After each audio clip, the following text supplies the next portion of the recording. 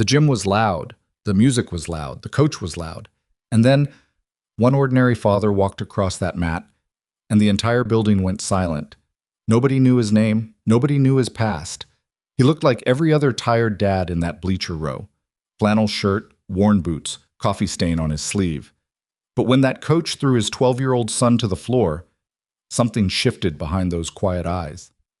And 30 seconds later, that cocky 26-year-old instructor was unconscious on the mat he'd ruled for years. One punch. That's all it took. If you're new here, hit that subscribe button right now, because this channel is where the quiet ones finally get their moment. Drop a comment telling me what city or country you're watching from. I want to see exactly how far this story travels. Like this video, so the algorithm knows someone out there still believes that real strength doesn't need an audience. Stay until the end. You won't see this one coming. The heat in Phoenix in July wasn't weather. It was punishment. By 7 in the morning, the asphalt outside the Sunridge shipping depot on Industrial Boulevard was already releasing stored heat from the night before, shimmering in pale waves that made the loading dock look like the edge of something unreal. The trucks lined up in 2 rows the way they always did. Diesel engines ticking, drivers signing manifests on clipboards, somebody's radio leaking country music through a cracked cab window. Marcus Hale walked the dock the way he'd walked it for 11 years. Slow, deliberate, eyes moving across the yard the way a man scans a room before he enters it, checking corners, registering movement, filing away anything that didn't belong. Old habit, the kind that didn't come from shipping logistics. He was 42 years old and looked like a man who'd been built for something harder than what he was currently doing, then gradually softened around the edges just enough to pass. 6'1", maybe 215. The flannel shirt he wore to work every day hid more than it revealed. There was nothing flashy about Marcus Hale. That was entirely intentional. Hale. Denny Ruiz, his shift supervisor, fell into step beside him. Younger guy, 31, good worker, talked too much. Bay 7's got a weight discrepancy on the Tucson manifest, like 400 pounds off. I saw it. Marcus didn't look up from his clipboard. Driver miscounted the pallet on the return leg. It's already corrected. Denny blinked. When did you... Before you got here. That was the thing about Marcus. He was always already ahead of the problem, not in a dramatic way, just quietly, consistently, reliably ahead. Like a compass that pointed true north without making noise about it. He finished the morning walkthrough, signed off on 3 outgoing loads, settled a minor dispute between 2 drivers over seniority scheduling, and was back at his desk with a gas station coffee by 8:15. Normal Tuesday, same as every Tuesday. His phone buzzed at 8:47. He looked at the screen, school number. He answered on the second ring. The Sunridge Elementary vice principal, a woman named Mrs. Aldrich, who had the tired, practiced voice of someone who delivered bad news for a living, explained what had happened in careful, bureaucratic sentences that somehow made everything worse by making it sound manageable. Evan had been pushed down the gymnasium stairs during morning break. Not shoved playfully. Pushed. 3 kids, 2 of them 7th graders who had no business being near the 6th grade wing. Evan had caught himself on the railing and avoided serious injury. He had a bruised elbow and a torn knee on his jeans. He had not cried. That detail made Marcus's chest tighten in a way that nothing else did. "Is he there now?" Marcus asked. "He's in the nurse's office. He's okay, Mr. Hale. Physically, but I'll be there in 20 minutes. He closed the phone, set it face down on the desk, and sat completely still for approximately 4 seconds. Then he picked up his jacket, told Denny to handle the afternoon manifest, and walked to his truck without explaining anything to anyone. Evan was sitting on a cot in the nurse's office with his backpack in his lap, and his eyes fixed on a motivational poster on the opposite wall. One of those stock photo things with a mountain and the word perseverance in block letters. He was a small kid. 12, but slight. Dark hair, his mother's careful eyes. The kind of quietness that wasn't shyness so much as deep interior life. He'd always been like that. Even as a baby, he'd watched everything. Marcus sat down next to him. Neither of them said anything for a moment. "How's your elbow?" Marcus finally asked. "Fine." "You catch yourself on the railing?" Evan nodded. "Good instinct." Evan looked at him sideways. It It wasn't really instinct. I just grabbed it. That is instinct. Marcus studied his son's profile. You want to tell me their names? A long pause. No. Okay. Because you'll call their parents and it'll make it worse. Probably. So please don't. Marcus nodded slowly. He understood the calculus. He didn't like it, but he understood it. When you were 12 and small and quiet, official intervention from adults didn't make bullies disappear. It gave them better reasons to find you later. Have you eaten? He asked. I had breakfast. That was 4 hours ago. Evan looked at him again.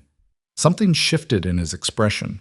That micro-adjustment kids make when they're trying to figure out if the adult in front of them is actually present or just going through motions.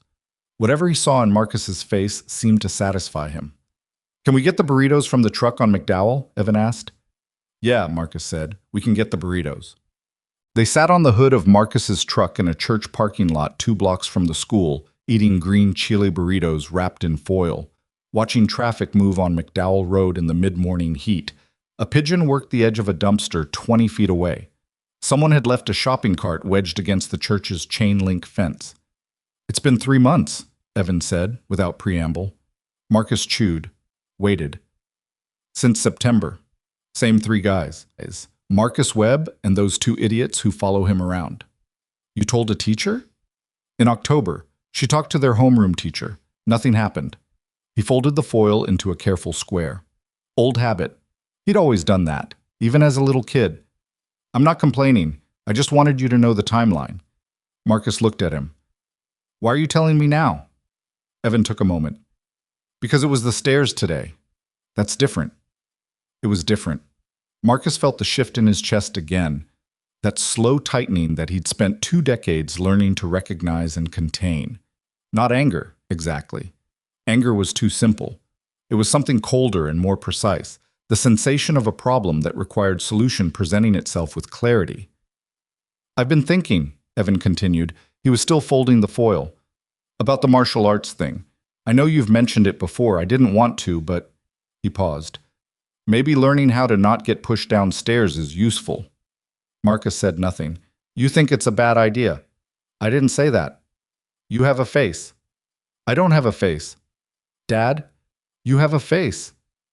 Evan looked at him directly now, and there was something almost dry in his expression, the quiet humor of a kid who knew his father better than his father sometimes acknowledged. Your jaw does a thing, Marcus exhaled. I just want to make sure it's the right place. You've been looking. I've been keeping an eye on what's around. Evan studied him. How long have you been keeping an eye? Since October. Evan stared at him.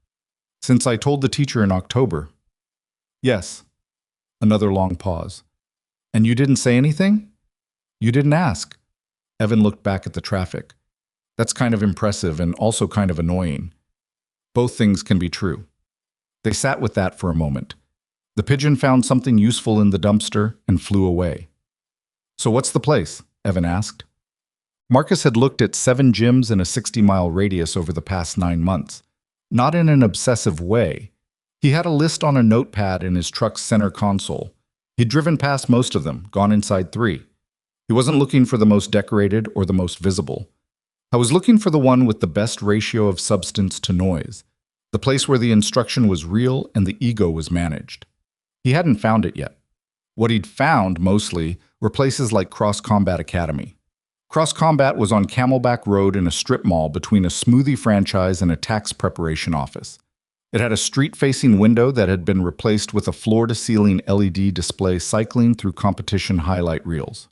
The website had a countdown timer on the front page. Next championship event, 47 days.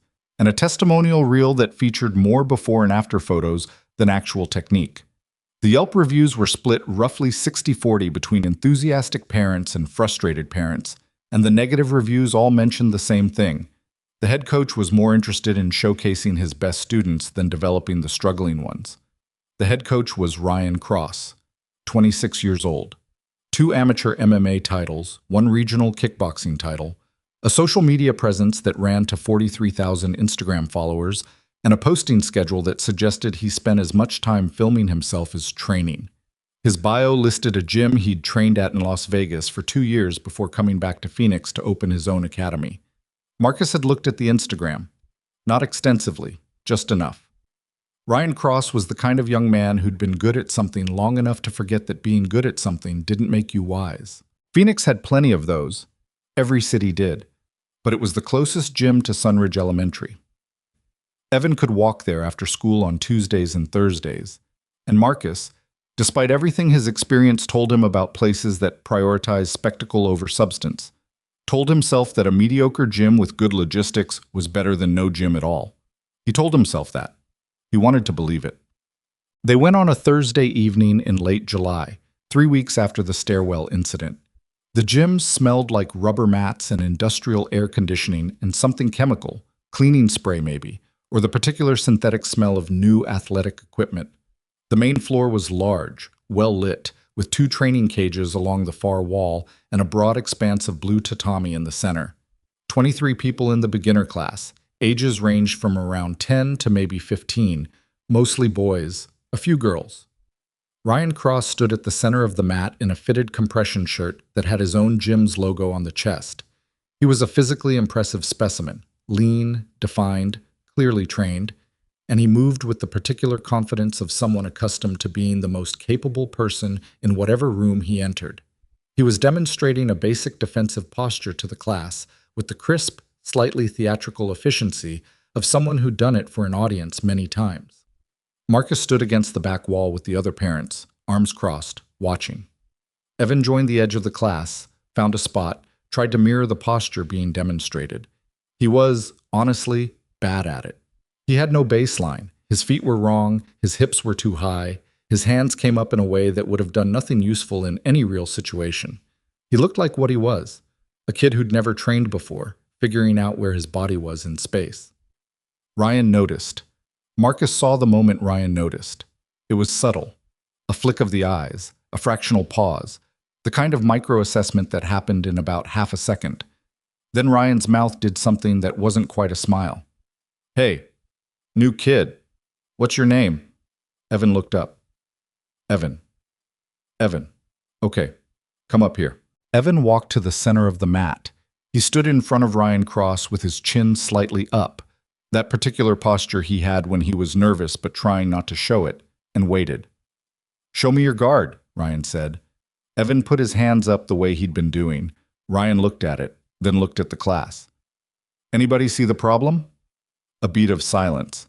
Then a few kids who'd been training longer raised their hands, and Ryan pointed to one of them, who reeled off a list of technical errors in the tone of someone who enjoyed having the correct answer. "Right," Ryan said.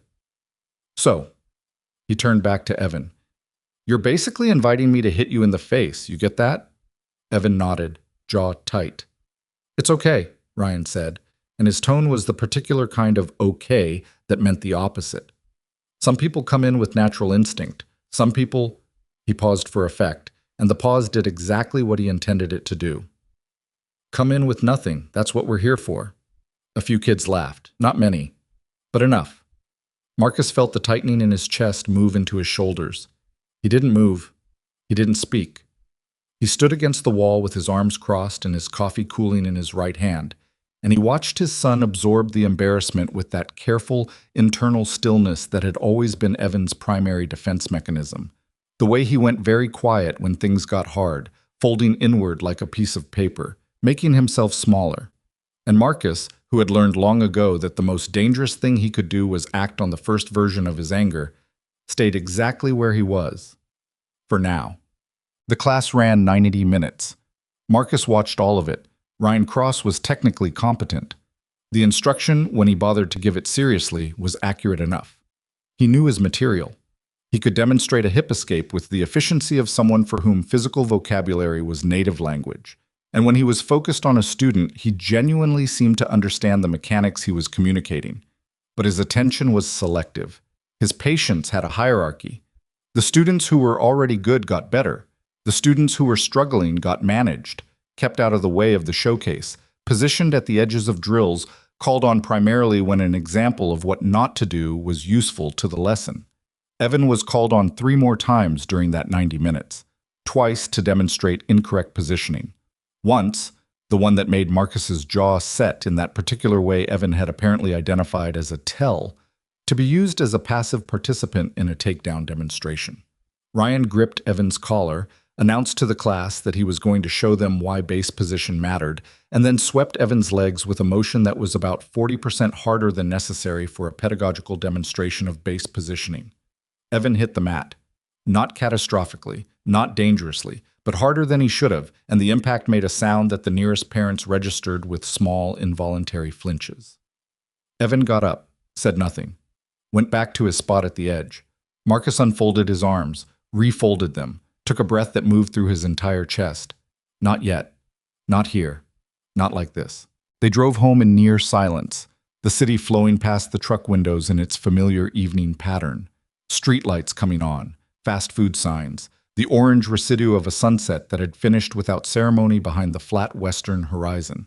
At a red light on 20th, Evan said, "I want to keep going." Marcus looked at him. "I know what you're thinking," Evan said, "but I want to keep going. I'm not going to get better at something by quitting after one class." Marcus turned back to the road as the light changed. "Okay," he said, "you're going to say something." "I wasn't going to say anything." "Your jaw." "My jaw is fine, Evan." A pause. Then, quietly, "He's kind of a jerk." "Yeah," Marcus said, "he is. But the techniques are real, like what he showed about the hip escape. That's actual technique. I looked it up when I got home last week, before we went tonight. I wanted to know if it was real." Marcus glanced at him. "You researched it before the first class?" "I like to know what I'm getting into." Marcus almost smiled, just barely. "You get that from your mother." Evan was quiet for a moment. "I know." They drove the rest of the way home without talking, but it was the good kind of quiet, the kind that didn't need to be filled. 3 weeks passed. Marcus dropped Evan at the gym Tuesday and Thursday evenings, parked the truck, and came inside to sit in the parent bleacher section along the east wall. He brought coffee from the gas station on Camelback, or sometimes a styrofoam cup from the diner 3 blocks north.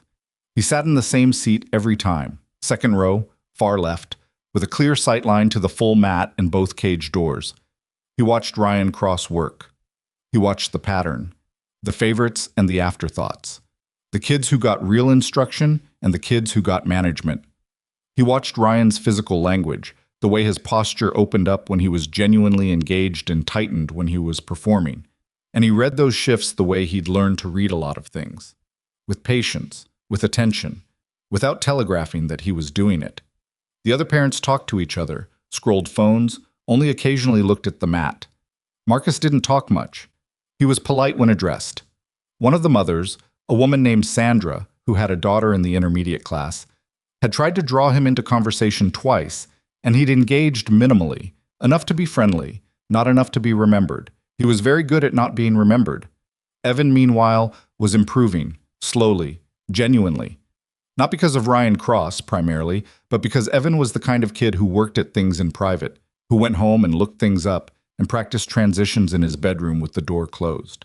Marcus had heard him on Tuesday nights, the careful shuffle of feet on hardwood, the quiet thump of a controlled fall practiced against the carpeted section of the hallway. He hadn't said anything about it, but was proud of his son in a way that he didn't know how to say directly, so he expressed it in the smaller currency of attention. The extra burrito on truck nights, the quiet acknowledgement when Evan mentioned something he'd figured out, the fact that Marcus showed up every single Tuesday and Thursday and sat in that bleacher seat and watched, which was its own kind of statement. Ryan Cross's behavior toward Evan had modulated slightly since the first class. Not improved, exactly. Modulated. The open mockery had shifted into something more consistent, a low-grade ambient dismissiveness, the kind that doesn't make headlines but accumulates in a person over weeks. Small things. Eye rolls so quick they could be missed. The way he redirected praise away from Evan specifically when the class did something well. The particular inflection he used when he said Evan's name that was slightly different from how he said other kids' names. A fractional rise at the end, just enough to carry a question mark, as if Evan's continued presence was mildly surprising. Marcus cataloged it. He didn't act on it. He had learned the way you only learn certain things through extremely unpleasant experience, that the correct time to act was rarely when you first felt the impulse. He drank his gas station coffee. He sat in the second row, far left. He watched. And he waited for the thing he could feel building with the quiet certainty of a man who'd spent years reading situations before they became critical. Something was going to happen. He could feel it the way you feel a pressure change before a storm. Not in your ears, not exactly, but somewhere in the whole architecture of your awareness. The gym had a particular energy on the last Tuesday of July. Ryan had been louder than usual, more demonstrative, working to the expanded audience, because it was the monthly parent showcase session, and there were 42 people in the bleachers instead of the usual 12. More parents, more audience, more performance opportunity.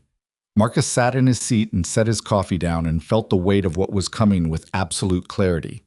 Ryan Cross needed a prop tonight, and Evan was the most convenient one in the room. Ryan walked to the edge of the beginner section where Evan was standing, and when he reached down and gripped the back of Evan's collar and said, loud enough for every parent in the bleachers to hear clearly, "Perfect. This is exactly what I need. The perfect example of what not to do." Marcus Hales stood up. Showmore was standing before he made the decision to stand. That was the thing about certain kinds of training. Not the athletic kind, not the competition kind, but the other kind. The kind that lived below conscious thought in the lower architecture of a person's nervous system. You didn't decide. You responded.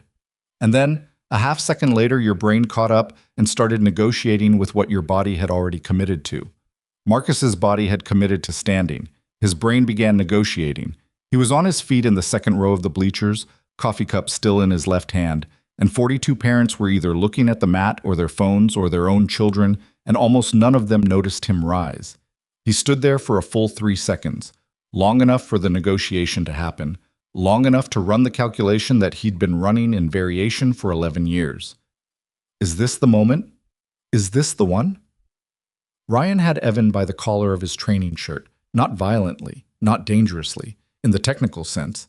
It was the grip you used to initiate a throw demonstration, the grip that was technically justified by the context of a martial arts class. But the way he'd said it. The perfect example of what not to do. Loud, deliberate, shaped for the room. And the room, the 42 parents, the 23 students, the 2 assistant coaches standing against the far wall. The room had heard it, and a low ripple of knowing reaction had moved through it, the way a joke lands when everyone already knows the punchline. Evan's chin was up. That small, particular gesture.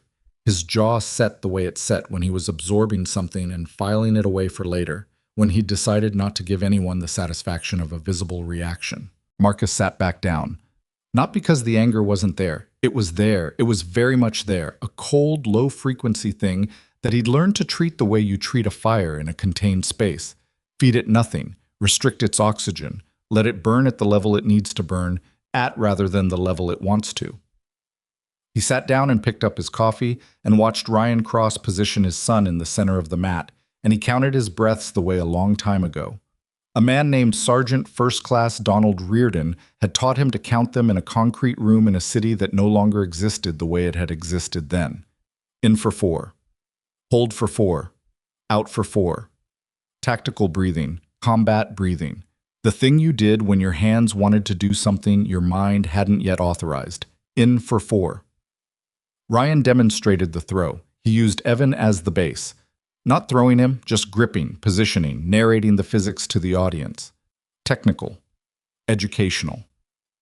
The specific use of Evan's body as a teaching tool was technically appropriate. Technically. But when Ryan stepped back to address the parents directly and his hand left Evan's collar, he gave the shoulder a single small push as he disengaged. Barely anything, barely registered, the kind of gesture you'd miss if you blinked. And it was exactly that gesture, that small, casual, almost bored dismissal of Evan as a physical presence, that Marcus filed away in the specific category he reserved for things that needed to be remembered accurately. Hold for 4. The session continued. Ryan moved on to other students, other demonstrations. The showcase format meant he was performing, cycling through his best material for the parental audience. And when he was performing, he was genuinely impressive, fluid, precise, able to narrate his own movement in real time in a way that made the technique legible to non-practitioners. Marcus could acknowledge that. He could hold 2 things simultaneously without difficulty. Ryan Cross was genuinely skilled, and Ryan Cross was using that skill in a way that caused harm. Both things were true. The first one didn't cancel the second. Out for 4. Evan found his way back to the edge of the beginner group and resumed the drill they'd been running before the demonstration. His form was better than it had been 3 weeks ago, noticeably better. The hip position was right now, the weight distribution had improved, and when he practiced the escape sequence, Marcus could see the repetition in it, the slightly over-deliberate quality of movement that came from having drilled something privately in a bedroom against a carpeted hallway floor until the body started to know where it was supposed to go. Marcus watched his son work, and the anger in his chest did the thing it sometimes did when he gave it space instead of fighting it. It clarified, became less like heat and more like information. He thought about a phrase Reardon used to use. Old SFC, 3 combat deployments, face like something carved from a material that didn't negotiate with weather.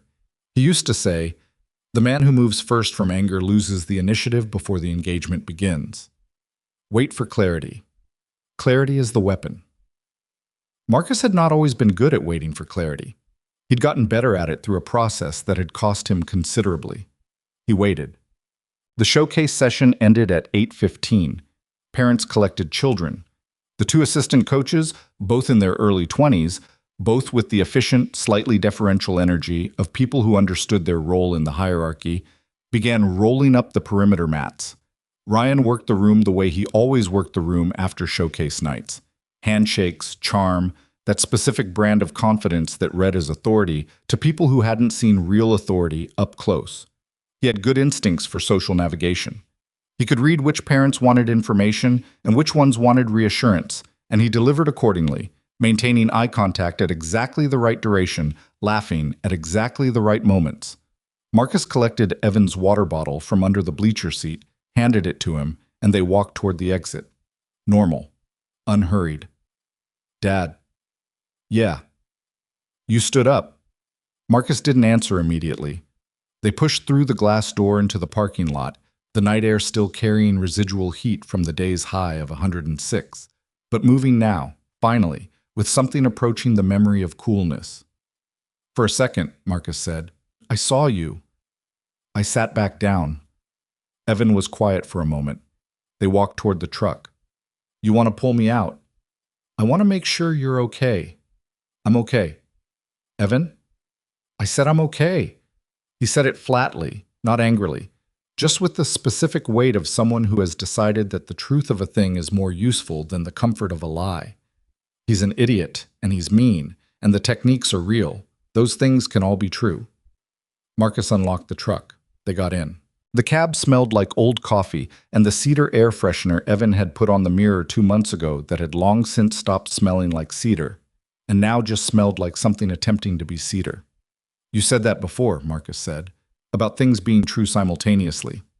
It's a good principle. Evan buckled his seatbelt. Mrs. Okafor says it in social studies. Hold the complexity. Mrs. Okafor sounds like someone I'd like.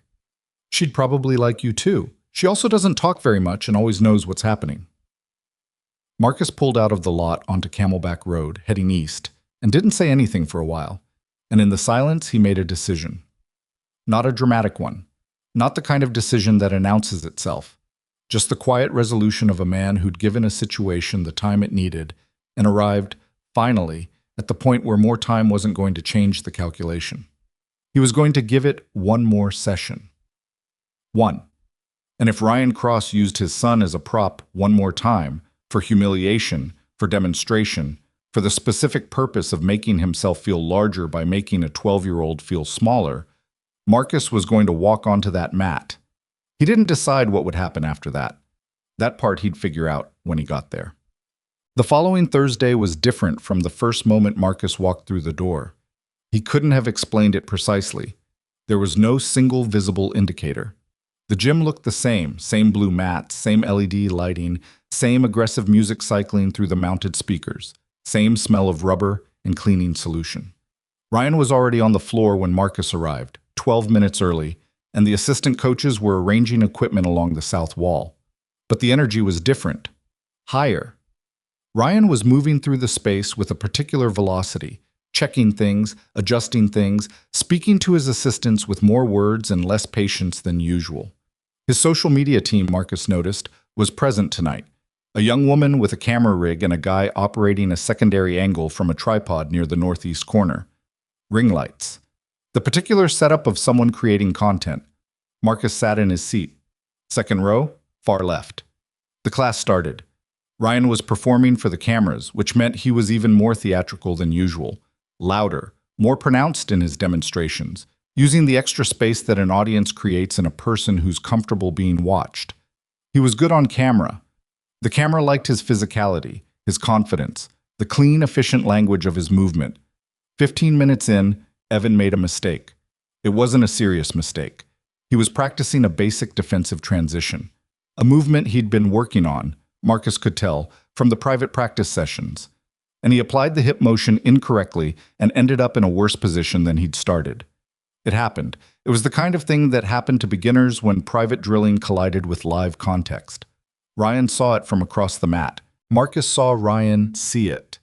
There was a specific quality to the moment. Ryan was in the middle of a conversation with one of the more advanced students, something about weight shifting, and he broke off. Not dramatically, just redirected, and covered the 20 feet to Evan's position with the smooth, casual speed of someone who'd just found exactly what they needed. "Hold up," Ryan said, loud enough to pull the whole class's attention. The camera tracked him automatically. "Everyone stop. Look at this for a second." The class stopped.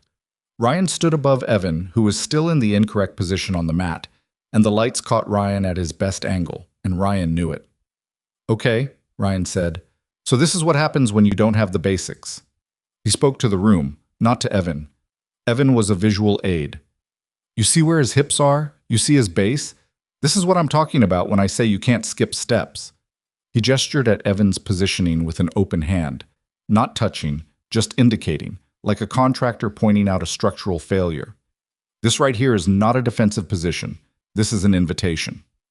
A couple of the older kids in the intermediate ring along the wall were watching. One of them said something quietly to another, and there was a small sound, not quite laughter, low, private, and Ryan's mouth moved fractionally in response. Evan started to push himself up. "Stay there," Ryan said. Not loudly, just firmly, with the ease of someone who expected to be obeyed. "I'm using this as a teaching moment." Evan stayed there. He stayed in that position on the mat, in front of 30 people and a camera, for approximately 40 more seconds, while Ryan narrated his errors in the specific tone of someone who'd confused instruction with exhibition. It wasn't the words exactly. The words were technically accurate. The hip position really was wrong. The base really was compromised. It was the register, the performance of it.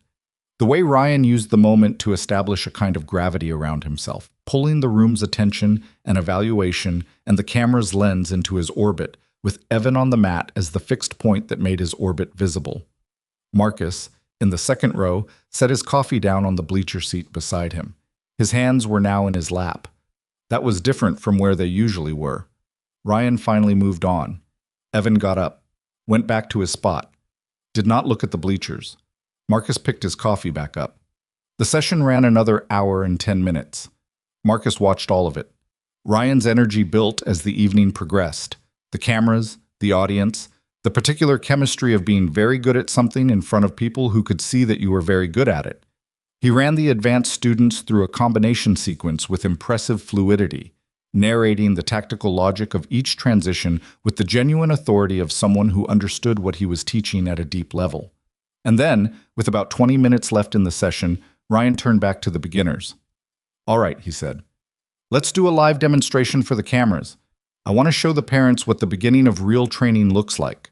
What it looks like when someone's just starting out and doesn't have the instincts yet." He scanned the beginner group, and Marcus already knew, with the certainty of a man who'd spent 11 weeks watching this pattern complete itself in smaller iterations, exactly where Ryan's eyes were going to land. They landed on Evan. "Hail. Come up." And this time something was different, not in Ryan, not in Evan, who walked to the center of the mat with his chin up and his jaw set and his hands loose at his sides. Something different in the 42 feet between the bleachers and the mat. Ryan positioned Evan in the center, addressed the cameras, addressed the room, gave the same opening narration he'd given before. The educational framing, the teaching context, the reasonable surface presentation of what was about to happen. His hand went to Evan's collar in that initiating grip. His weight shifted in preparation. And then he did it. He threw Evan. Not a sweep. Not a controlled demonstration.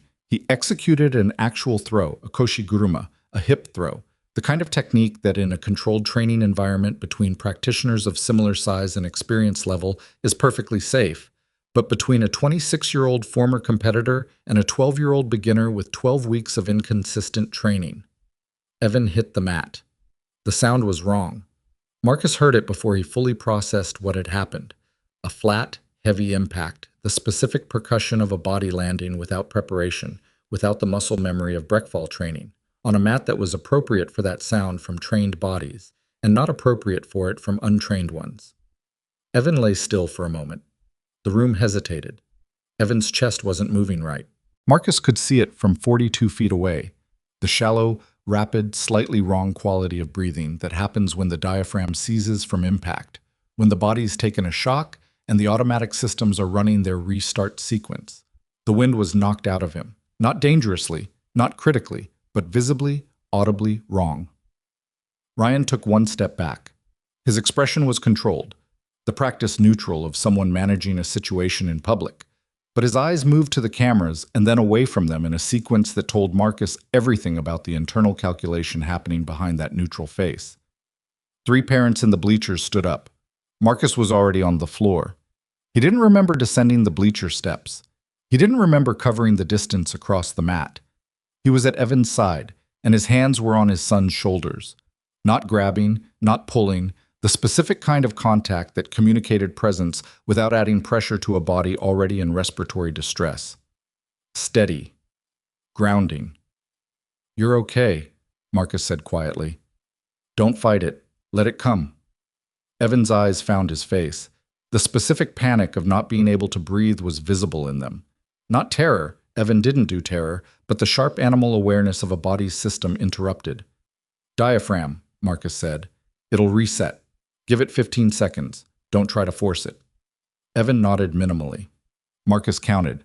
He counted internally, and he kept his eyes on Evan's chest, and at 11 seconds the breathing began to normalize. Shallow at first, then deeper, the chest wall unlocking, the body's systems coming back online in the sequence they came back online. Evan breathed. "Good," Marcus said. He helped Evan sit up, one hand on his back, one steadying his arm. He checked the elbow, the same one that had been bruised on the stairwell, and found it intact, moving correctly, no deformation. He ran his eyes down Evan's back, checking posture, checking for the particular protective curvature that indicated pain someone was trying to hide. Nothing critical.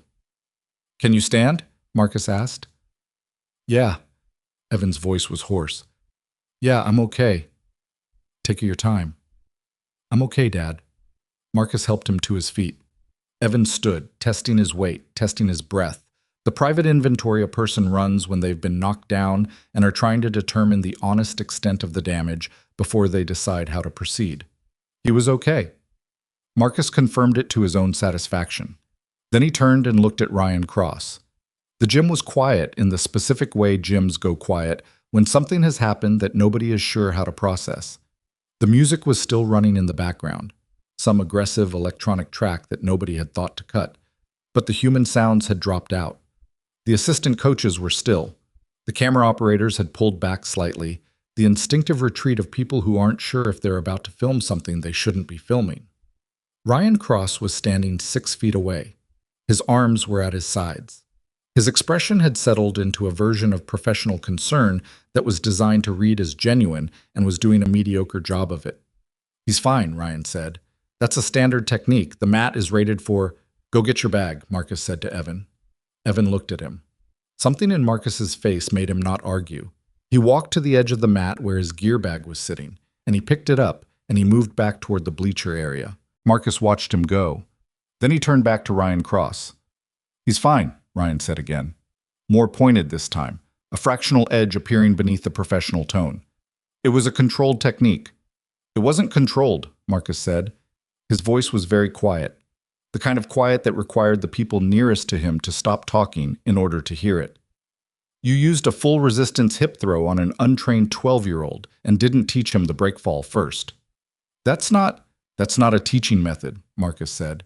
That's using a child to perform for a camera. The edge in Ryan's posture sharpened. He was 26 years old, and he was the best person in this room at the thing this room was designed for, and he was accustomed to that fact providing a certain insulation from this kind of challenge. He drew himself up to his full height. They were approximately the same, maybe Ryan had a half-inch on him, and the professional concern left his expression entirely. Sir, the word was a container for everything he actually wanted to say. I'm going to ask you to... What you're doing to him, Marcus said, isn't coaching. You've been using him as a prop for 11 weeks to make yourself feel significant in front of children. He wasn't raising his voice. He didn't need to raise his voice. The quiet was doing the work. You pick the least capable kid in the room, and you use him to demonstrate what failure looks like. That's not instruction. That's feeding your ego at a 12-year-old's expense. The room was extremely still now. Ryan's jaw shifted. A muscle moved in his cheek. He looked at the parents in the bleachers, at the cameras, at his assistant coaches. He looked at Marcus. You need to leave, Ryan said. We were leaving, Marcus said. We are leaving. Good, then go. Marcus started to turn, and Ryan said it. Looking back, Marcus was never entirely sure why Ryan said it, whether it was the cameras or the audience or the specific wound that had been opened by being assessed and found lacking by a man in a flannel shirt who clearly didn't belong to the world Ryan Cross had built for himself. But Ryan said it in the particular tone of a man who feels his footing slipping and responds by making the thing that's slipping bigger. You know what your problem is? Ryan said.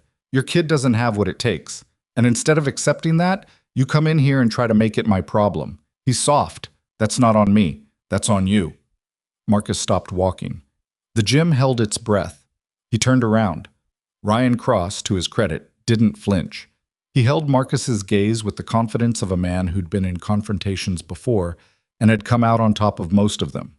He was 26 and trained and had 43,000 followers and a room full of witnesses. Marcus looked at him for a moment. Just looked. The same way he'd watched the loading dock in the morning. The same way he'd watched the mat for 11 weeks. Cataloging, assessing, taking accurate measure of the distance between what something appeared to be and what it actually was. He's not soft, Marcus said quietly. He's 12. There's a difference. Sure, Ryan said. The smirk had returned, that particular expression. Whatever helps you sleep. Marcus's hands were at his sides. Both of them. Still. I want you to actually fight me, Ryan said. And now there was something new in his voice, a current of genuine contempt that had broken the surface. Not stand there and give me a speech. If you think you know better than me how this works, get on the mat and show me. I'm not going to do that. No, of course not. Ryan spread his hands slightly, a gesture for the room. Because it's easy to stand in the bleachers and critique. It's harder to actually... I have a son to get home, Marcus said. Right. Ryan nodded slowly. Right. You go do that. Marcus turned again, walked to the edge of the mat. Evan was there with his bag, waiting, watching his father's face with the careful attention he brought to things that mattered. They were 4 steps from the exit door when Ryan's voice came from behind them, and this time it was shaped specifically, precisely, for the room. Evan. Loud, carrying. You come back Tuesday if you've got the guts. I'll give you a real lesson. Evan stopped. Marcus put his hand on his son's shoulder, kept walking, but Ryan wasn't finished. Or maybe ask your dad to come fight your battles for you. Seems like that's how things work in your house. Marcus stopped. His hand was still on Evan's shoulder. He felt Evan go very still beneath it. Not with fear, not with the stillness of someone bracing, but with the specific quality of attention a person pays when they understand that they're watching something that matters. When they understand that the next 30 seconds are going to teach them something they'll remember. Marcus turned around for the last time. He looked at Ryan Cross across 20 feet of blue mat, under fluorescent lights, in front of cameras and parents, and 2 assistant coaches who had the good sense to be very quiet. You want me on the mat, Marcus said. I've been saying it. Then put it in writing, Marcus said. You want a sparring session, full contact, adult practitioners, documented consent. Write it up properly. Have your legal waiver ready. Ryan blinked. It was the first time Marcus had seen him blink like that. Not casually, but with the fractional interruption of a man whose mental script had just jumped to an unexpected page. "You're serious," Ryan said. "Get your waiver ready," Marcus said. "I'll sign it Thursday." He turned, and he and Evan walked out through the glass door into the night, and the door swung shut behind them on the sound of 42 parents in a room that had forgotten how to move. In the parking lot, Evan looked up at him. "Dad?" he said. "Yeah." "What just happened?" Marcus unlocked the truck, opened Evan's door. "Nothing yet," he said. He walked around to the driver's side and he got in, and he started the engine, and the radio came on with a country song that neither of them listened to. In the light from the dashboard, Evan was watching him with those careful eyes that saw too much. "You know something he doesn't," Evan said. It wasn't a question. Marcus checked his mirrors. Put the truck in reverse. "Go to sleep early tonight," he said. "Thursday's going to be a long day." The drive home took 19 minutes, and neither of them said anything for most of it. Marcus ran the route on autopilot, east on Camelback, south on 16th, the familiar geometry of a commute driven. So many times it had stopped requiring conscious navigation. The city moved around them in its usual Thursday night configuration, fast food drive-thrus with their lines extending onto surface streets, a gas station with one pump out of service, and a hand-lettered sign explaining this, the Wash overpass where someone had recently painted something large and red on the concrete support wall that the city hadn't gotten around to removing yet. Evan had his elbow resting on the window ledge and his head tilted slightly toward the glass, watching the city move past. His bag was between his feet. He hadn't said anything since the parking lot, which was unusual. Evan processed things verbally, usually, working through the architecture of an event by narrating it out loud, testing his understanding against Marcus's reactions. The silence tonight had a different quality than his usual silence. Marcus glanced at him twice before the Wash overpass and didn't say anything. At home, Evan showered and ate the leftover rice and chicken. Marcus reheated without ceremony, and he did his homework at the kitchen table with the same quiet efficiency he brought to everything academic, and at 9:40 he said goodnight and went to his room. Normal. Correct. At 9:58, Marcus heard the careful shuffle of feet on the hallway carpet. He was at the kitchen table with his own coffee and the Thursday crossword from the newspaper he still subscribed to out of a habit that had outlasted the reasons for it. He didn't look up. He filled in 7 across, a 6-letter word for tactical withdrawal, and listened to the sound of his son drilling breakfall practice in the hallway at 10 o'clock at night. The sound ran for 45 minutes. Then it stopped. Marcus finished his coffee and the crossword and went to bed. The next 2 days had the particular quality of days before something, a low-frequency hum in ordinary events, the sense of everything being slightly more itself than usual. Friday at the depot was straightforward. 2 driver call-outs, a manifest discrepancy on the Flagstaff load that turned out to be a data entry error from the previous shift, a broken hydraulic on Dock 3 that he got a repair team out for by noon. He ate lunch at his desk. He drove home the same route. Saturday, he took Evan to the burritos truck on McDowell. They ate on the hood of the truck the way they'd eaten 2 months ago in the church parking lot, and the weather had shifted enough that the morning air was merely hot instead of punishing, and a pair of pigeons worked the lot with professional focus. "You're not going to talk me out of Thursday," Evan said. "I know. I want to be there." Marcus looked at him. "You will be. You're not going to tell me to stay home." "Why would I tell you to stay home?" Evan considered this. "Because of what might happen." "What do you think might happen?" Another pause. Evan folded his foil wrapper into its careful square, the same way he always did, the same small private ritual.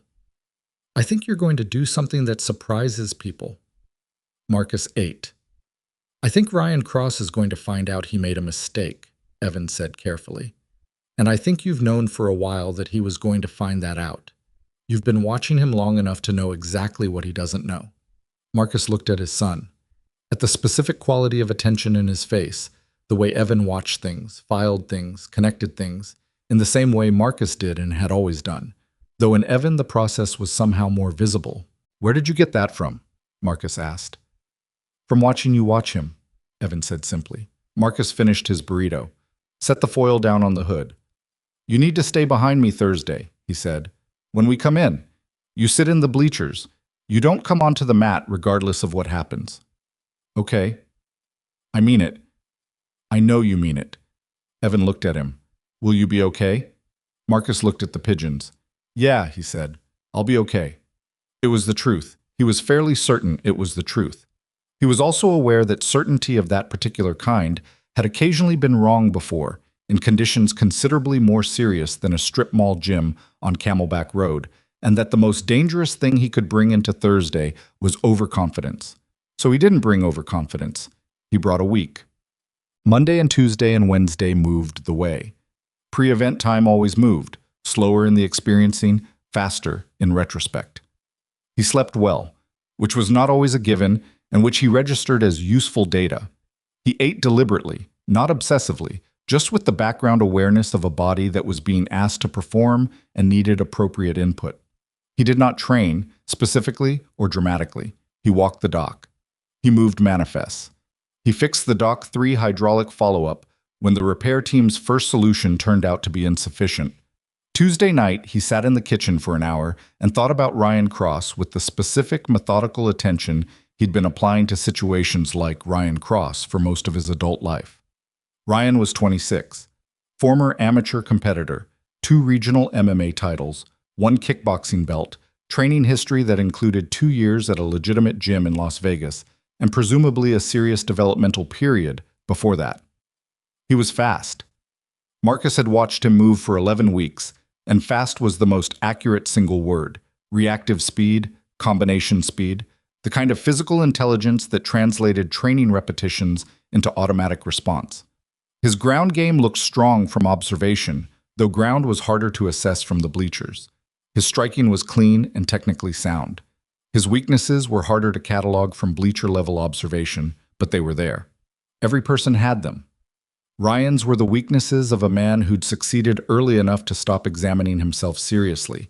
The particular blind spots of talent that's been told it's talent for long enough to start believing the telling was the whole truth. He was accustomed to dominance. He'd built his entire professional identity around it. And people who were accustomed to dominance, who'd structured their self-image around it, carried a specific vulnerability into conflict. They didn't manage the moment when dominance stopped being available. They didn't know what to do when it stopped working. Marcus had been in rooms with people like that before. Not many, but enough. He turned off the kitchen light at 11 and went to bed. Thursday. The morning at the depot was unremarkable. He filed 2 reports, coordinated the Tucson run logistics, ate a sandwich at his desk. At 4:15, he told Denny he was leaving on time and drove home, where Evan was already back from school, sitting at the kitchen table with his bag and his training gear laid out beside it. They didn't discuss it over dinner. They ate. Evan did 30 minutes of homework. Marcus changed out of his work clothes and put on the same flannel shirt he wore every time he went to the gym, the same worn jeans, the same boots. Ordinary, unremarkable. At 6:10, they got in the truck. "Ready?" Marcus asked. Evan buckled his seatbelt. "Are you?" Marcus turned the key. The Cross Combat Academy parking lot was fuller than usual. Marcus noticed it from the street. More cars than a standard Thursday session explained. The overflow extending past the lot's marked spaces onto the shoulder of the service road alongside the strip mall. He pulled into a space near the back and sat in the truck for a moment. Evan was watching the cars. "He told people," Evan said. "Yeah. He actually told people you were coming." "He told people something was happening," Marcus said. "People came to see what?" Evan looked at him. "Does that change anything?" Marcus opened his door. "No." They crossed the lot and pushed through the glass entrance, and the gym was significantly fuller than any Thursday Marcus had attended in 11 weeks. The bleacher section was 3/4 occupied, which was double the usual Thursday parent attendance, and there were people along the back wall who weren't in the usual bleacher configuration. Adults without children nearby, some of them with phones already up. Marcus identified the camera rig from Tuesday night set up in the northeast corner again. The ring lights were on. Ryan Cross was at the center of the mat with his 2 assistant coaches. He was in his training gear, compression shirt, shorts, his own academy's colors. He saw Marcus and Evan come through the door, and he did not look away immediately, which was its own kind of statement. Marcus walked to the bleachers section. Evan took the seat Marcus pointed to. Second row, near the center, sight-lined to the full mat. And Marcus stood at the edge of the mat and waited. Ryan walked toward him. He moved the way he always moved, with the physical ease of someone for whom movement was a native language. But there was something additional in it tonight, an awareness of the room, a slight extra precision in the way he carried himself, the way an actor marks their posture differently when the house lights go down. "You actually came," Ryan said. "Said I would." Ryan looked at him for a moment, then reached into the pocket of his shorts and produced a folded document, standard letter-size paper, which he held out. "Full contact sparring waiver, covers liability for both parties. Standard language, same waiver my adult competitors sign for live rounds." He said it with the practiced neutrality of someone who decided exactly how he wanted to present this and was executing that presentation cleanly. Marcus took the document, unfolded it. He read it, not scanned it, read it. The full thing, every paragraph, with the specific attention he brought to documents that needed to be understood accurately before anything was committed to. Around him, the gym continued its ambient preparation, people finding seats, phones being positioned. And Marcus stood at the edge of the mat in his flannel shirt and read a legal waiver in the way a man who's not performing anything reads a legal waiver, completely. Ryan waited. He managed the waiting well, did not display impatience, did not speak, let the room carry its own tension. He was good at that, Marcus acknowledged. The self-possession of someone who understood that the performance included the waiting. Marcus finished reading, folded the document along its original crease, took the pen Ryan was holding out, found a flat surface on the edge of the bleacher support, and signed his name in his usual handwriting. Not a signature that announced itself, just his name, Marcus L. Hale, in the script of a man who signed a lot of manifests. He handed the document back. Ryan took it, looked at the signature, looked at Marcus. "All right," Ryan said. "All right," Marcus said. "Give me 5 minutes to finish the opening warm-up with the class." "I'll be here." Ryan moved back to his students. Marcus walked to the bleacher section, sat next to Evan, and watched the warm-up. Evan leaned toward him slightly. "You read the whole thing?" "Yes. Most people just sign those." "I know." "What did it say?" "That if I get hurt, it's my problem." A pause. "And that's okay with you?" "That part of it, yes." Evan was quiet for a moment. "What about the other parts?" "There weren't parts that concerned me." Evan looked at him, then back at the mat. "Okay." The warm-up ran 5 minutes, as Ryan had said. The students moved through their sequences with the slightly heightened energy of people who understood the evening had an unusual shape, aware of the extra audience, aware of the thing that was going to happen, not quite sure what to do with that awareness and responding to it by performing their usual motions more deliberately than usual. Marcus sat and watched and let the 5 minutes be 5 minutes. Then Ryan called the class to the edge of the mat, addressed the parents and the extra attendees briefly, framing the evening as a special demonstration session, which was not technically inaccurate, and turned to where Marcus was sitting. "Mr. Hale." Marcus stood. He walked to the edge of the mat, reached down, pulled off his boots, set them neatly to the side. Straightened. The room was fully attentive now. The particular attentiveness of a space where everyone has stopped the private maintenance work of being in a crowd and converged on a single point. Marcus reached to the front of his flannel shirt and began to unbutton it, the first button, the second. He was not performing this. He was simply taking off a shirt that needed to come off before he stepped onto a mat. In the same way he took off his boots because boots didn't belong on training mats. The mundanity of the action was what made the room's response to it feel strange. A shift in atmospheric pressure, a collective intake that wasn't quite sound. Because as the flannel came open, the story it had been covering told itself with a specificity that didn't require narration. The scars came first, not decorative, not dramatic, but numerous and varied in the specific taxonomy of people who'd spent significant time in harm's way. A lateral line along the left ribs, slightly raised, too clean to be accidental. Something on the right shoulder that went deep and had healed imperfectly, the way things healed when they healed without optimal conditions. 3 places on his torso that carried the characteristic topography of impact trauma from things that weren't fists or training equipment. The kind of record that accumulated over extended time in environments where accumulating it was a condition of the work. The tattoos were secondary to the scars, but they were there. Not decorative, not the aspirational ink of someone choosing symbols, but the kind that military men got in the specific context of units and times and places. A set of numbers on the inside of the left forearm. Something on the right shoulder that had been partially obscured by the healed damage over it. Small, specific, the typography of belonging to something that required that kind of belonging. And the body itself, beneath all of it, was not what anyone in the bleachers had been looking at when they looked at the ordinary man in the flannel shirt for 11 Tuesdays and Thursdays. The ordinariness had been the shirt. Beneath the shirt was the record of what the shirt had been covering. The dense, functional, unshow-offy musculature of a man built for actual work rather than appearance, seasoned by time and damage into something that looked less like an athlete's body and more like equipment. Marcus folded the flannel shirt carefully, set it on top of his boots, and stepped onto the mat. The gym was very quiet, not the polite quiet of people waiting for something to start. The arrested quiet of a room that has received unexpected information and is processing it. Ryan Cross was 10 feet away. Marcus watched Ryan's face through the transition, watched the calculation move behind his eyes, watched him assess and reassess in the compressed time frame of someone who'd just discovered that the problem in front of him was a different shape than the problem he'd prepared for. To Ryan's credit, he didn't show all of it. He showed about 20% of it, which was better than a lot of people would have done. His expression maintained most of its professional neutrality.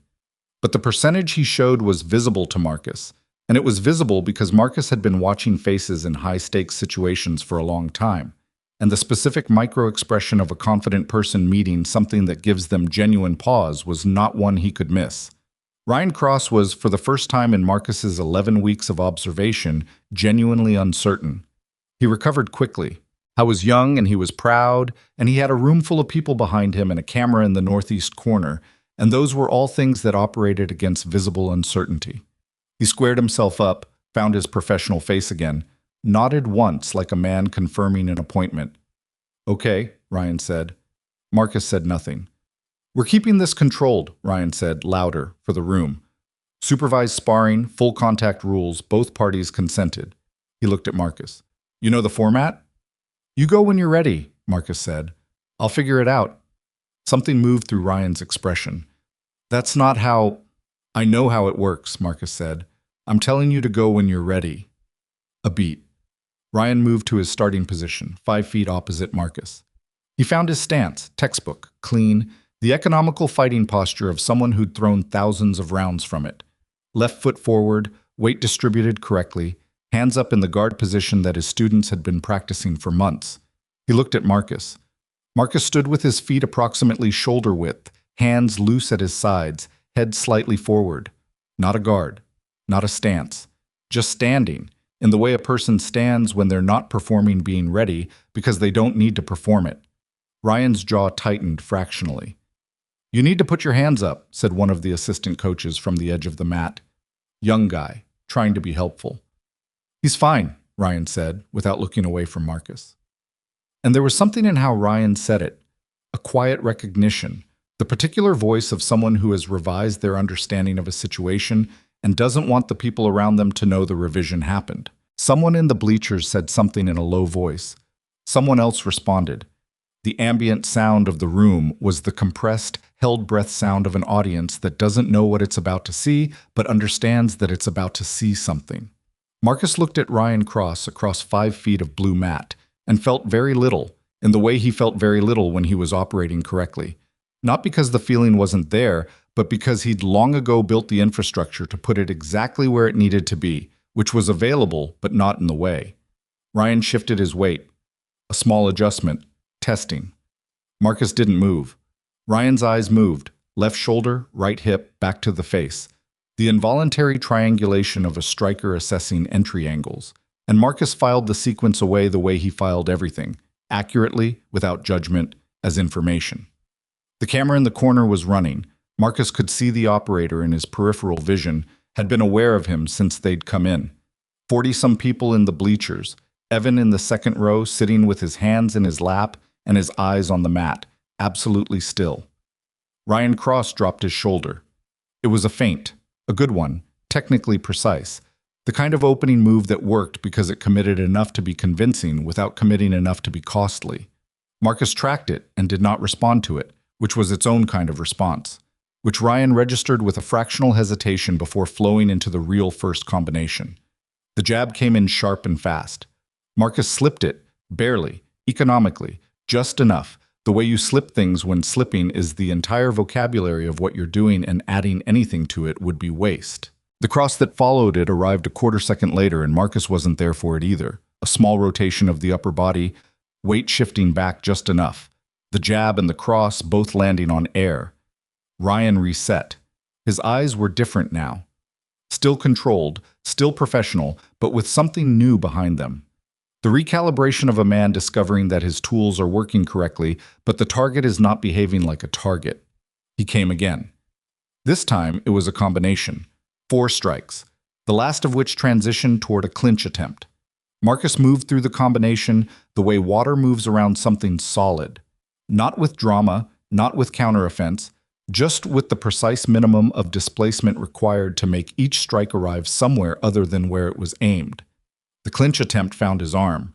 Ryan got the grip, good reflexes, genuine, and immediately worked to off-balance, but Marcus's base was not where Ryan expected it to be, and the off-balance became a non-event, and Ryan had to release or be put in a worse position, and he released.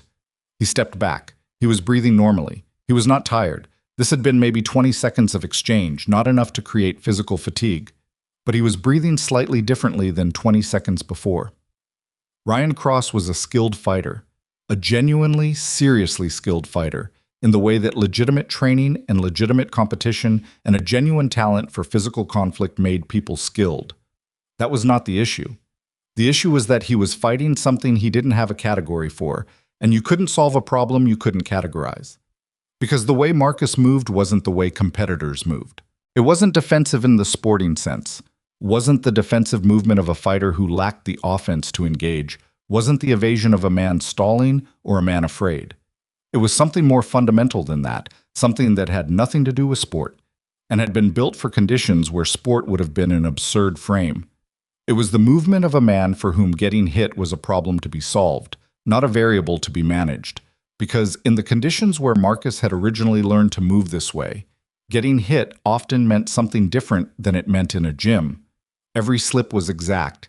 Every displacement was minimum necessary. Nothing wasted, nothing performed. No visible effort, and the absence of visible effort was doing something to the room. Marcus could feel it in the ambient quality of the silence, which had shifted from the held breath of anticipated action to something more uncertain, more interior. Ryan attacked again, harder, faster, with the controlled urgency of a man who understands that the narrative of a confrontation has begun to move in the wrong direction and needs to be corrected. The kick came first this time. Inside leg kick, low, the kind of technique that accumulated damage over exchanges and was used to set up the hands. Marcus checked it, shin to shin, the appropriate defensive response. And the impact was real, genuine. Both of them felt it. But Marcus's weight had already distributed to absorb it, and Ryan's follow-up right hand arrived at a face that had moved approximately 4 inches to the left of where it had been. 4 inches. That was all. Every time. Just exactly enough. Ryan landed nothing. I was beginning to understand this. In the bleachers, no one was moving. The phones that had been up for documentation were still up, because people were still recording, but the commentary that had started among the audience in the first exchange had stopped. The room was doing the recalibration that rooms did when the thing they'd gathered to see turned out to be a different thing than they'd thought. Ryan stepped back to the center of the mat. His breathing had changed, not labored, not gassing, but present in a way it hadn't been at the start. His expression was doing something Marcus recognized. The internal management of information that conflicted with prior certainty. The internal management of information that conflicted with prior certainty. The specific discipline of not showing people what you'd just learned. Ryan was not afraid. Marcus noted this with something close to respect. He was genuinely not afraid. He was recalibrating, revising, working the problem with the tools he had, which were real and serious tools. He just didn't have the right ones for this specific problem. "You're not going to throw anything," Ryan said. His voice was level, the observation of a professional. Marcus said nothing. "You're just going to make me miss until I tire out." I'm letting you determine the pace, Marcus said. Ryan studied him. What are you? The question came out differently than Ryan probably intended it. More unguarded, more direct. The honest inquiry of a man who'd bumped against something he genuinely didn't recognize. Marcus looked at him steadily. Right now, I'm a man who'd rather not be here. Ryan's jaw set. But you are here. Because you made it necessary. I made it. Ryan stopped. Something moved through his face. Then he reset, and the professional neutrality came back, and he found his stance again. Okay, he said quietly. Okay. He came in with everything. Not reckless. Ryan Cross was too trained for reckless, but committed. Full investment in a sustained combination that built from the jab into the cross, into the hook, into a takedown entry. The full sequence designed to be too fast and too complex to be slipped cleanly, designed to force contact, to force engagement, to end the evasion by overwhelming its bandwidth. Marcus slipped the jab, rolled the cross. The hook he didn't slip, it grazed his left ear, genuine contact, the first time Ryan had landed anything, and Marcus felt it as a physical fact without letting it register as more than that, and he stepped inside the takedown entry rather than retreating from it, which removed the leverage entirely, and Ryan found himself committed to a position that had no resolution and had to reset. And in the reset there was a gap. One gap, small. A quarter-second window in which Ryan's position was compromised and his next movement was predictable. Marcus did not take it. He stepped back. Put 2 feet of distance between them. Let Ryan reset completely. Ryan looked at him. The room looked at both of them. Marcus's ear was warm where the hook had grazed it. He could feel it. He acknowledged it internally as information. He was 42 years old, and his reflexes had limits that 26-year-old reflexes didn't have, and that was a true thing that required accurate accounting. And he filed it and moved on. Ryan's expression had passed through several versions of itself in the last 90 seconds, and had arrived somewhere that Marcus hadn't seen on him in 11 weeks of watching. It wasn't fear. It was something adjacent to fear. The specific gravity of a man who has built his entire professional and personal identity around a capability and who is standing in front of something that makes that capability feel smaller than he'd believed it was. Ryan Cross, for the first time since Marcus had known him existed, looked like someone who was trying to figure out what to do next and not finding the answer immediately available. His right hand came up, not in a strike, in something between a preparatory gesture and a thinking gesture. His fingers moving slightly, the micro-expression of a man working a calculation. And then he decided. One overhand right. Everything he had. The technique that ended things when it landed, the one that had ended amateur bouts, the one he'd thrown 8,000 times in training until it was the most reliable weapon he possessed. He loaded it differently than the previous strikes. The weight shift was more pronounced, the shoulder rotation more committed, the full kinetic chain engaged in the way you engaged it when you were betting everything on one moment.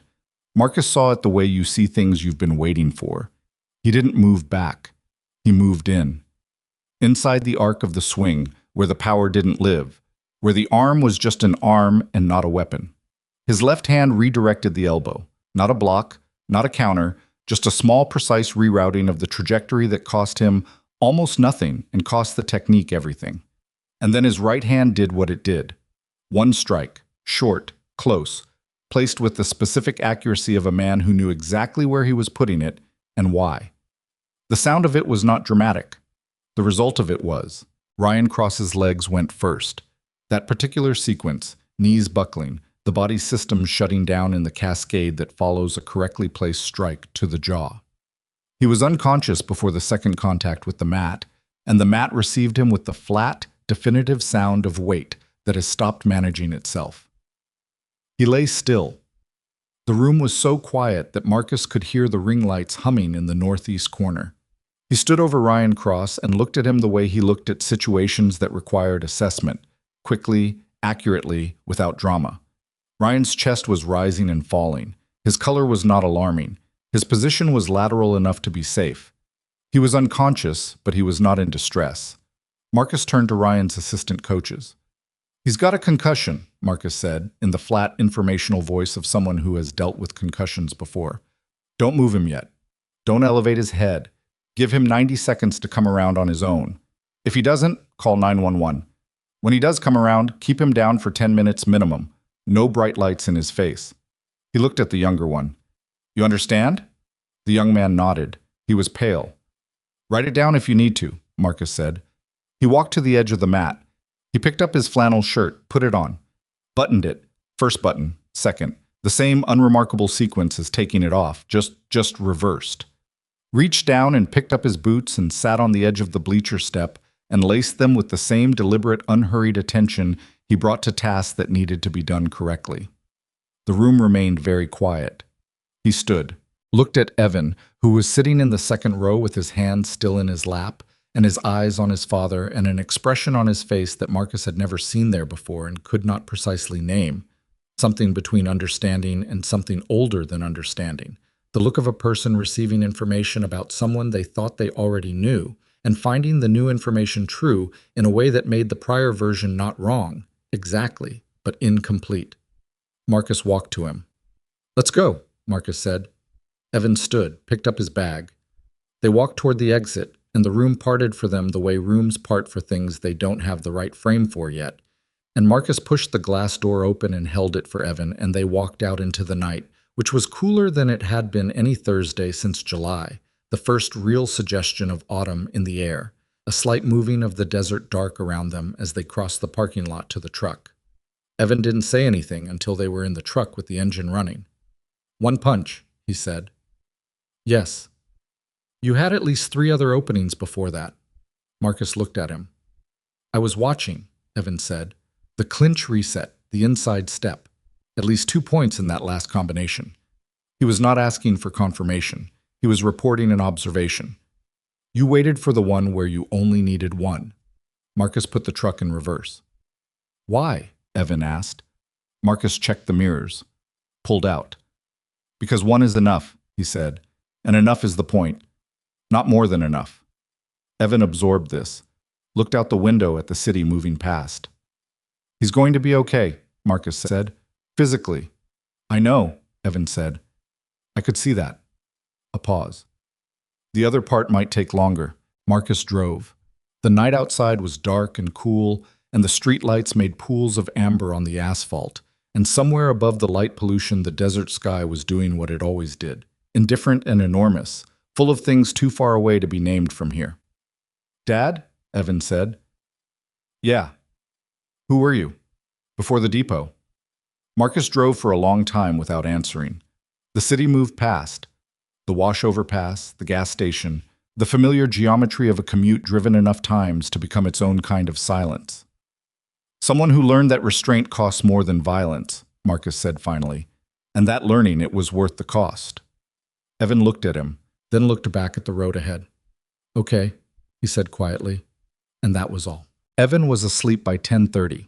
Marcus knew because he heard the specific shift in the sounds coming from down the hallway, the cessation of the small movements that accompanied wakefulness, the settling of a house around a sleeping person.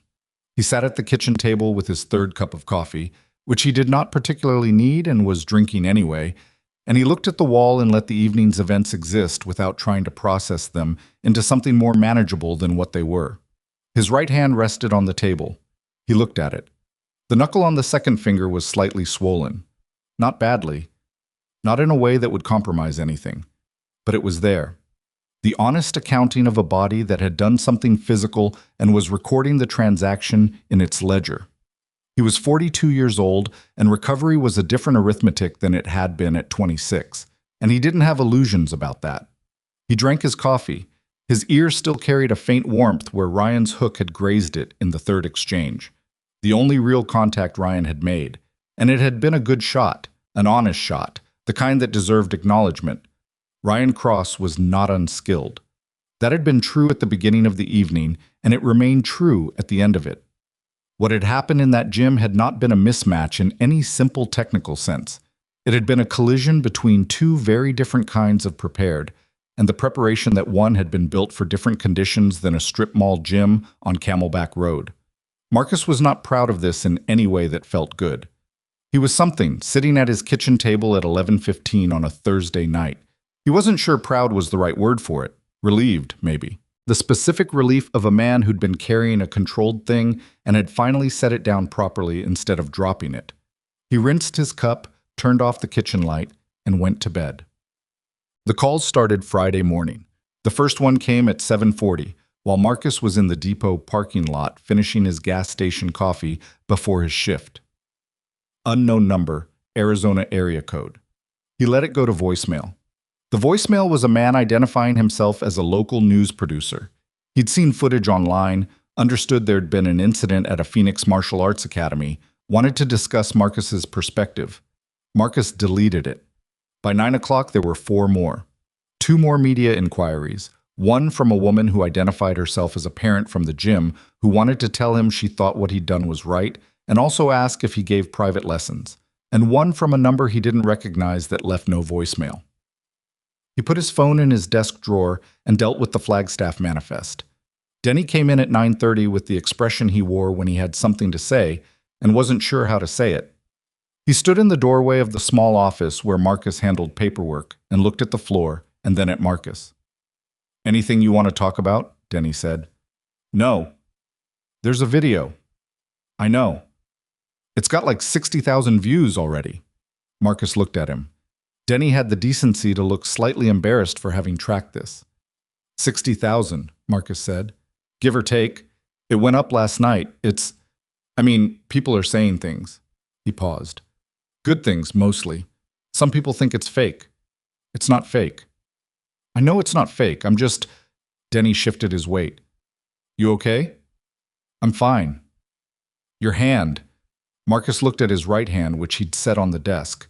The knuckle was visibly swollen now, more than last night. He'd wrapped it before coming in, a thin compression wrap under his glove during the walkthrough, and he'd forgotten to remove it in the office. "It's fine," he said. Denny looked at it for another moment, then nodded, satisfied, or pretending to be. "Okay," Denny said. "Tucson driver's asking about the weight cert on the Thursday return. Tell him it's on the portal under his manifest number." I told him that. "Then tell him to look harder." Denny left. Marcus took his phone out of the drawer, turned the volume off completely, and put it back. The call he'd been expecting came at 11:47, not a media call. A number he recognized, a 703 area code, Virginia, that he'd had in his phone for 6 years under a contact name that was just 2 initials, DR. He looked at it for 2 rings, then picked up. "Reardon," Marcus said. "You're on the internet."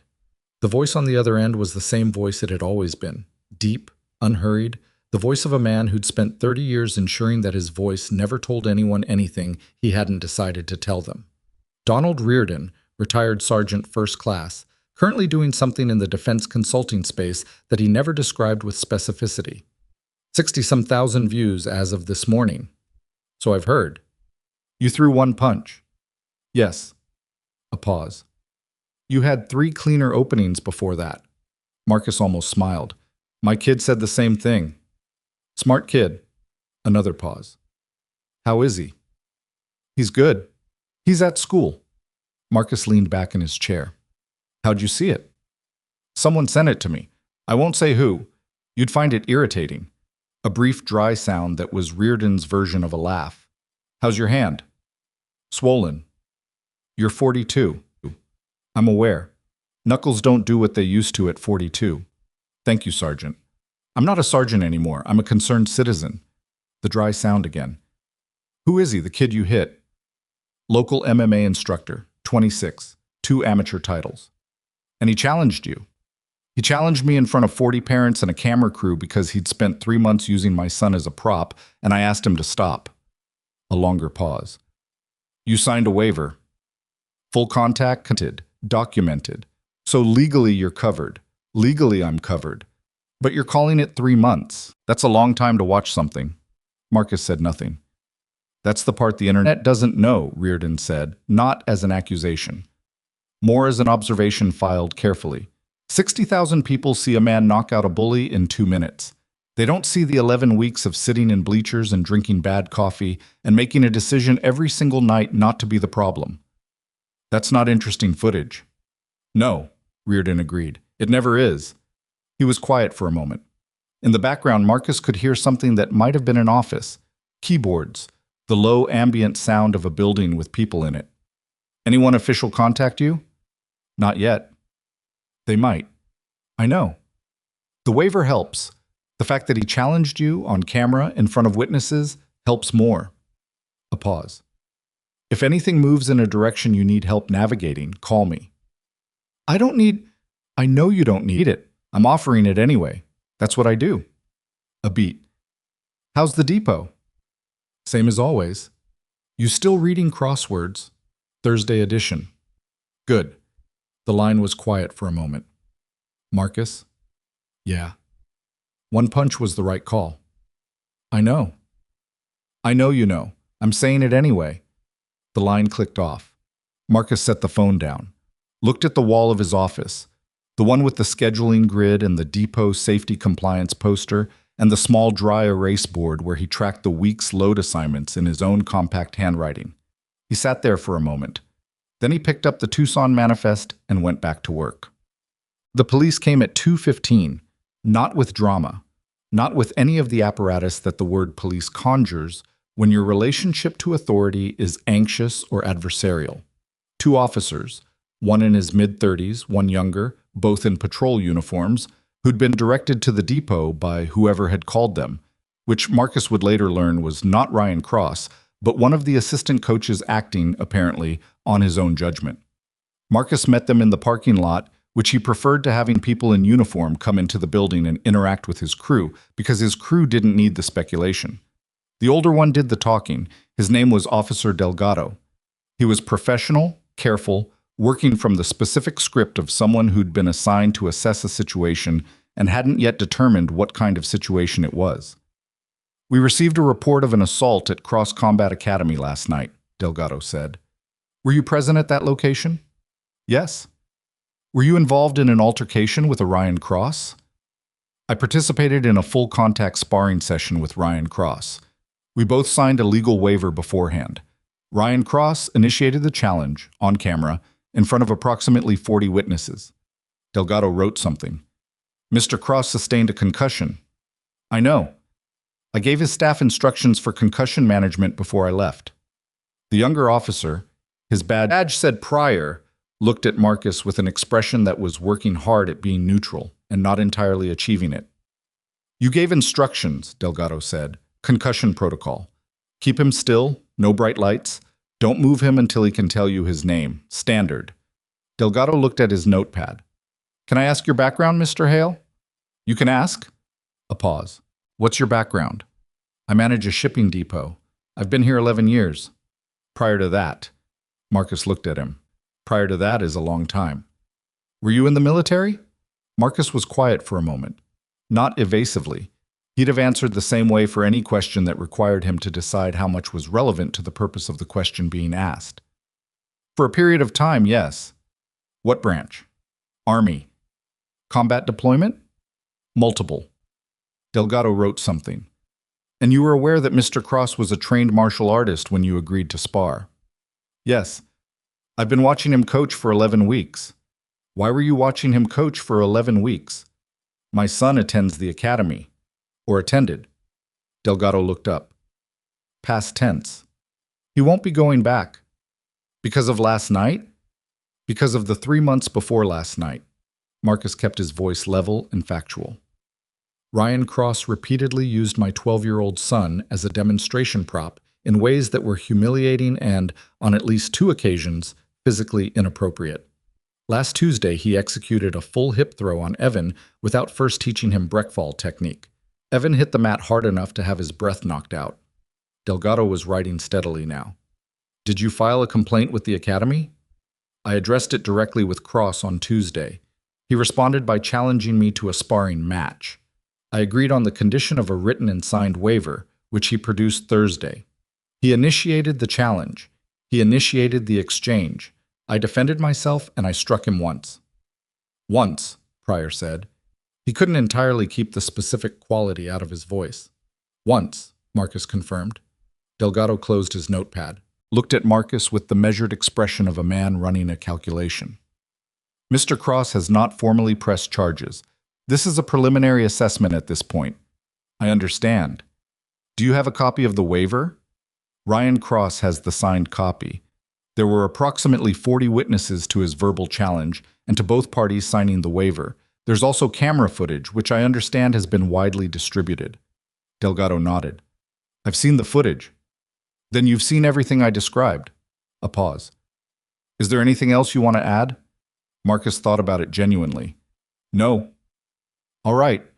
Delgado put the notepad away, looked at Marcus with something that had moved slightly past professional assessment. The son? Evan. He's okay? He's fine. He's at school. Delgado nodded once. We'll be in touch if anything develops. I know where to find you if I need to, Marcus said. They left. Marcus stood in the parking lot for a moment, watching their cruiser pull onto the boulevard, and then he went back inside. Denny was at the Bay 3 door trying to look like he hadn't been watching. You good? Denny said. Fine. Were those routine? Marcus said. Bay 7 needs a recount on the Tuesday return pallet. Go handle that. Denny went. The video had 112,000 views by the time Marcus got home that evening. He knew this because Evan told him, sitting at the kitchen table with his laptop open, in the specific tone of a person who'd spent the school day being asked about something and had processed the experience into a kind of careful, slightly exhausted neutrality. People at school know, Evan said. Yeah. Some of them showed me the video, on their phones, in the hallway. He paused. It was weird. Marcus set his bag down, opened the refrigerator. What did you tell them? That it was a legal sparring match, that he challenged you. Evan looked at him. Marcus Webb, the kid from school. He came up to me at lunch. Marcus turned. He said he saw the video. Evan's voice was careful, measured, doing that thing it did when he was presenting information he wanted Marcus to have without editorializing it in ways that might influence his father's response. He said his older brother trains at Cross Combat. He was there Thursday night. Marcus leaned against the counter. What did he say? He said... Evan stopped, looked at the table. He said his brother told him you moved like someone who'd been in actual combat, like real combat, not sport. Another pause. He asked me if it was true. What did you say? I said I didn't know. Evan looked up. I said I didn't know because I actually don't know, not specifically. Marcus was quiet. I know some things, Evan said. I know you were in the army. I know you were deployed. I know there are scars that... He stopped himself. I know there are things you haven't told me. Yes. I'm not asking you to tell me right now. Okay. I'm just... Evan looked at his hands. I want you to know that I don't know, if that makes sense. Marcus looked at his son. 12 years old, sitting at a kitchen table trying to navigate the specific complexity of loving someone whose completeness you only have partial access to, doing it with more grace than most adults managed. It makes sense, Marcus said. Did Marcus Webb get in trouble? From the school? For the stairs thing? The subject change was deliberate, and Marcus honored it. I don't know. I didn't call the school. Oh. Evan considered this. He was actually he wasn't mean today, at lunch. He was more like, curious? Yeah. A pause. People are weird when they're scared. Yes, Marcus said. They are. Evan closed the laptop. Are you in trouble? Legal trouble. No, the police came to the depot today. Evan went still. What? Routine inquiry. No charges, the waiver covers it, the footage covers it, and Ryan initiated everything on camera in front of 40 witnesses. But they came to your work. Yes. Evan was quiet for a moment, processing. I'm sorry. Don't be. It happened because of me. Marcus moved from the counter to the table and sat down across from his son. It happened because Ryan Cross made choices. For 3 months. And then I made choices. None of it is because of you. I was the reason you were there. You're the reason I do most things, Marcus said. That's different from being the cause of them. Evan looked at him. You're my kid, Marcus said. Being the reason I show up somewhere is not something you need to apologize for. Evan's jaw did something. A small movement, contained quickly. He looked back at the table, nodded once. Okay, he said. Marcus went back to the refrigerator and started pulling out the components of dinner, which was going to be whatever was available because he hadn't planned anything, and what was available was eggs and leftover rice and some peppers that were on the correct side of their window. "There's something I should tell you," Marcus said, with his back to the table. He heard Evan go still. Marcus kept his hands on the refrigerator door for a moment. Then he turned around and came back to the table and sat down, and he set the eggs and the peppers and the container of rice between them like they were evidence of something, which in a way they were. "I was not a regular soldier," he said. Evan waited. "I did things that I can't give you the full details of. Some of it is still covered under agreements I signed. Most of it is just not appropriate for a kitchen table." He paused. "But I want you to understand specifically that the way I moved Thursday night, that wasn't sport. It wasn't training for competition. It was built for something else, over a long time, in conditions that I don't recommend." "Were you a ranger?" Evan asked. He'd been doing research, Marcus could tell. At one point, Evan's eyes were steady. "And after?" Marcus looked at his son. "There was an after that was more specific. That's the part I can't detail." "Special forces." Not a question. Marcus didn't confirm or deny it. "Okay," Evan said carefully. "The reason I don't talk about it isn't shame," Marcus said, "and it isn't modesty. It's that it was a long time ago, and it belongs to a version of my life that I put down deliberately, and I don't want to carry it into this one more than it already shows up on its own." Evan thought about that. "But it showed up Thursday." "Yes." "You knew it would. I knew it might." Evan folded his hands on the table. That gesture, careful, deliberate, was so specific to him, so particular to the way he processed things. "Why did you wait?" "Really? Not the tactical breathing thing, not the right moment thing. Why did you wait 11 weeks? Marcus looked at the eggs on the table. "Because the man I was," Marcus said slowly, "before the depot, before Phoenix, before you were born, that man made some decisions very fast, in situations that required it. And some of those decisions were correct, and some of them—" He stopped, started again. "Coming back from what I did required building a different way of operating, a slower way. And I need that slower way more than I need the fast one, even when the fast one is available." Evan absorbed this in silence. "The 11 weeks weren't about Ryan Cross," Marcus said. "They were about me, making sure I was doing it right, making sure when I moved it was because it was necessary and not because I wanted to. And Thursday was necessary. Thursday was the line." Evan nodded. Then, "Did it feel different than you thought it would?" The question caught Marcus slightly off guard. He sat with it honestly.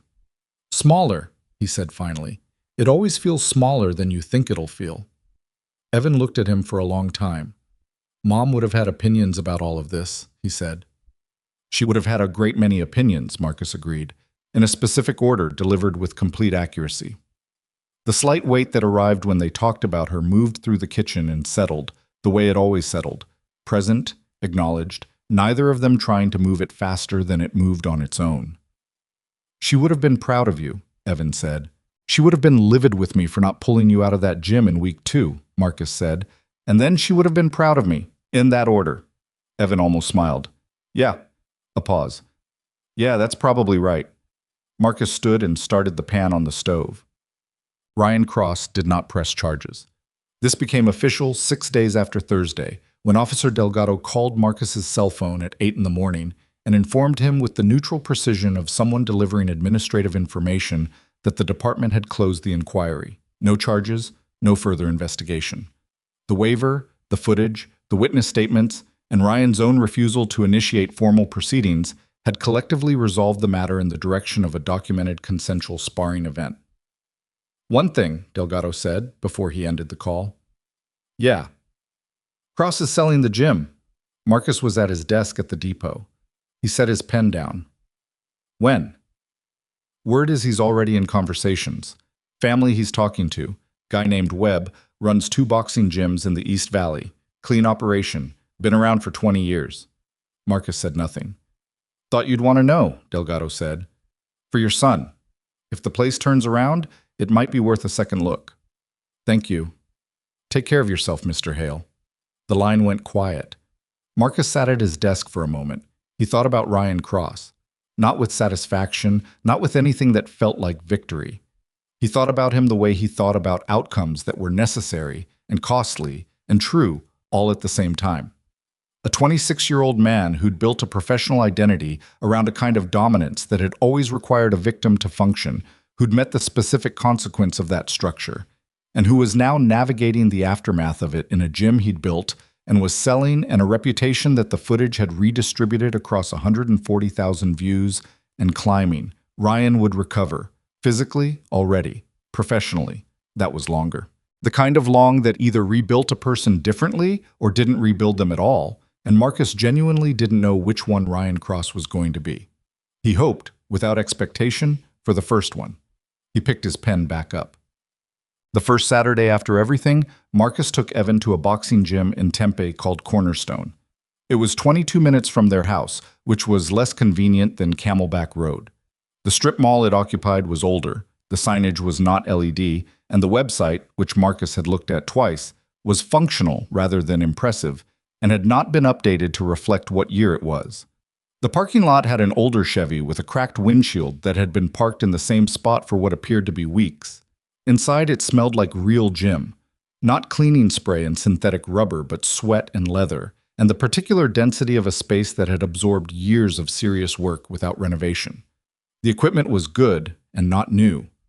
The people in it on a Saturday morning ranged from a teenage girl working the speed bag with focused efficiency to two middle-aged men running groundwork in the corner at a pace that suggested they were there for fitness rather than competition. The coach's name was Arthur Webb, 61 years old, built like someone who had once been considerable and had settled comfortably into the long aftermath of that. He had a face that suggested he'd absorbed a significant amount of information over 61 years and had organized it into a working philosophy that didn't require much advertising. He shook Marcus's hand and looked at Evan and said, "What do you want to learn?" Evan thought about it seriously. How to not get knocked down. And if I get knocked down, how to get back up. Arthur Webb looked at him for a moment. Good answer. He looked at Marcus. You train? Used to. Want to train here? No. You're welcome anyway. He said it without particular emphasis, the offer of a man for whom inclusion was default rather than policy. He took Evan to the floor, and Marcus sat in a metal folding chair near the entrance and drank the coffee from the gas station cup he'd brought because Arthur Webb's gym did not have a coffee machine, and that was, Marcus thought, approximately correct. He watched Arthur Webb spend 45 minutes teaching Evan how to fall, not how to fight, not how to strike or defend or submit, how to fall. The mechanics of meeting the ground in a way that distributed impact rather than concentrated it, the tuck, the slap, the surrender of resistance at exactly the right moment. The thing Ryan Cross had never taught his son before throwing him. Evan was bad at it, genuinely, honestly bad. Stiff, resistant, his body doing what untrained bodies did when told to do something counterintuitive, which was refuse. He hit the mat wrong a dozen times. Arthur corrected him each time with the patience of a man for whom patience was not virtue, but simply the most efficient tool. On the 13th try, Evan fell correctly. Arthur stood over him with his hands on his hips and looked down. Again, he said. Evan got up and fell again, correctly. Again. Marcus sat in his folding chair and drank his gas station coffee and watched his son learn how to fall, and he thought about 11 weeks and one punch, and the cost of restraint and the cost of its absence, and the space between them where most of what actually mattered seemed to live. Outside on the boulevard, a truck went past with a bad muffler, and someone's radio somewhere played something upbeat that neither of them could hear clearly from here, and the teenage girl on the speed bag didn't stop, didn't look up, just kept her rhythm steady and her eyes forward and her hands moving with the quiet, unwitnessed industry of a person practicing something real. Marcus finished his coffee. Evan fell for the 14th time, correctly. Got up. Arthur nodded once. That was enough. Evan kept falling. That was the thing Marcus held on to through the weeks that followed.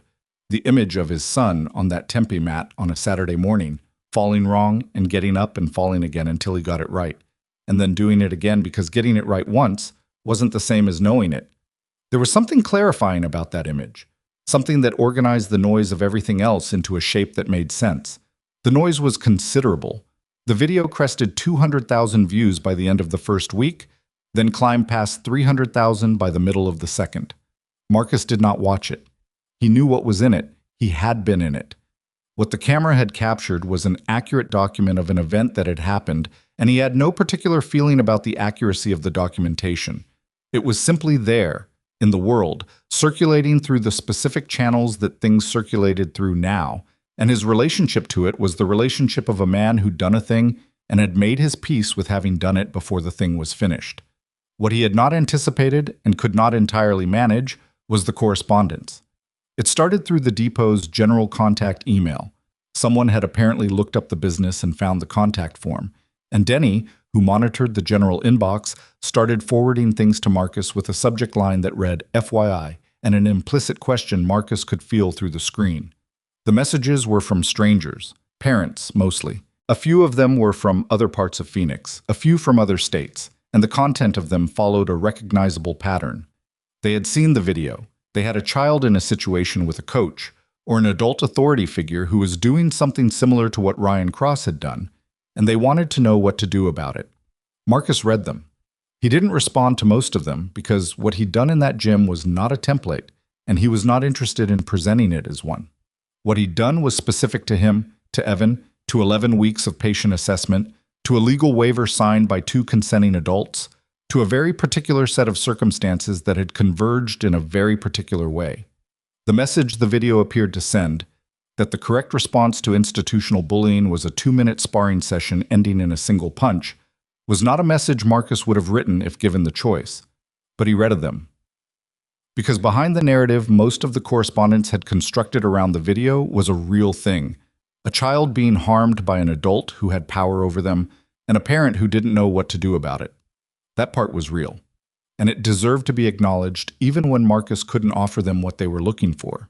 He wrote back to 3 of them, not with advice about confrontation, with the names of specific resources, a Phoenix-based child advocacy organization he'd researched, a parent's guide to navigating institutional complaints that a staff attorney at the advocacy org had recommended when Marcus had called them, out of an impulse he hadn't entirely planned, on the Tuesday after everything. He sent the 3 responses, went back to the manifests. Denny knocked on the office door frame at 3 in the afternoon. "There's a woman outside," he said, "asking for you specifically. Not a media person. She said she's a parent from the gym." Marcus set down his pen. Name? Sandra. The woman from the bleachers. The one who'd tried to draw him into conversation twice across 11 weeks. He'd placed her immediately. She had a daughter in the intermediate class, sat in the upper bleacher row, had never looked at her phone during sessions the way most of the other parents did. "Send her in," Marcus said.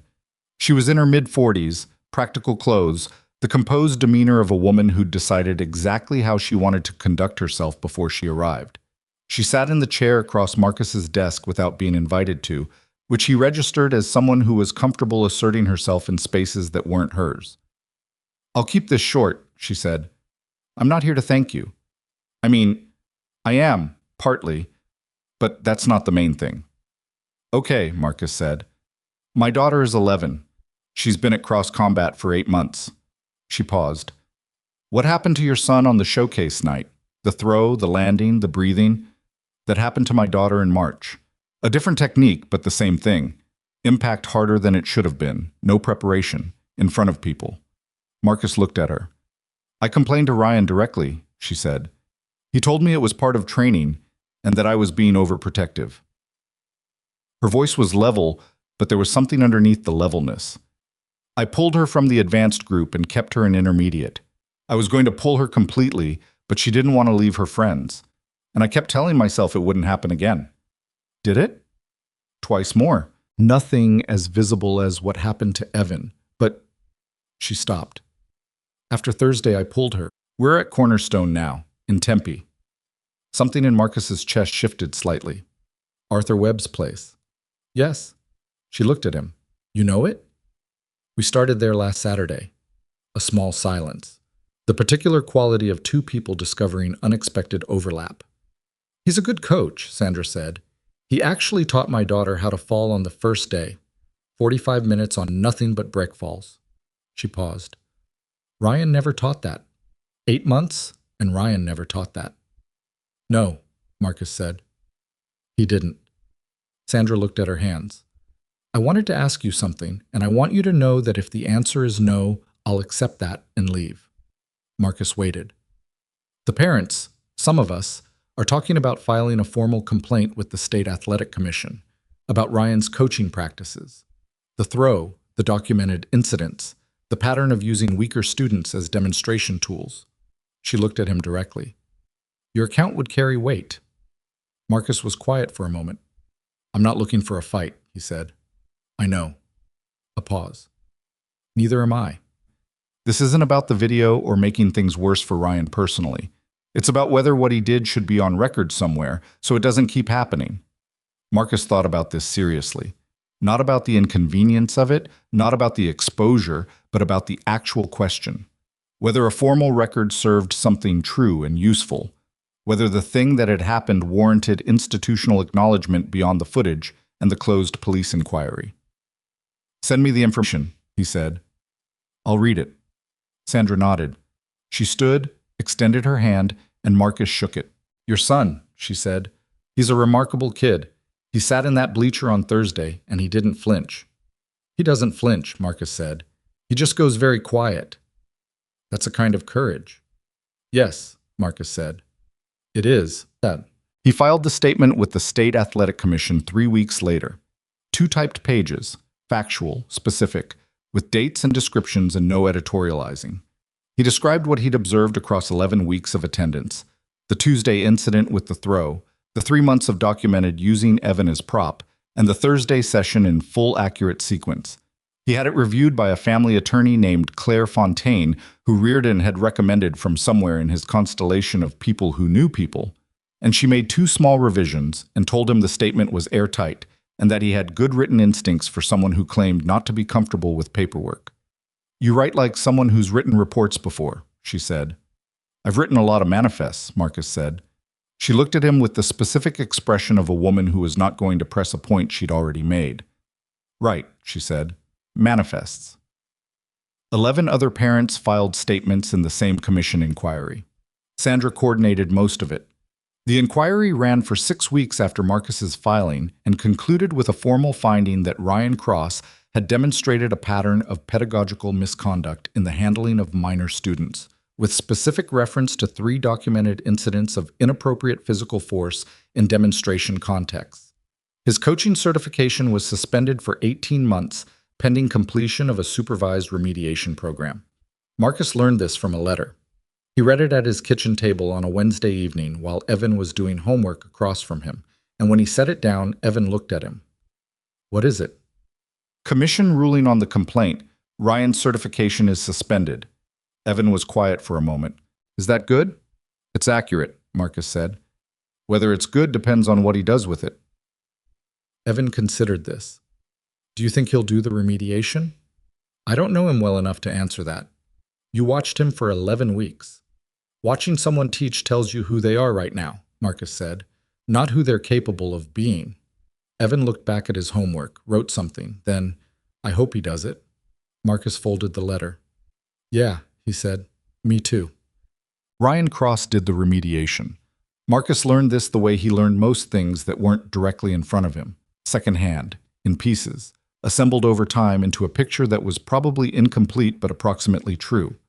The remediation program was a 12-week supervised course run through the state's athletic coaching board, with a focus on age-appropriate instruction, physical safety protocols, and the psychology of working with youth populations. Ryan completed it in the standard timeline, no extensions, no reported incidents. He reopened the academy, not cross-combat, not under his name.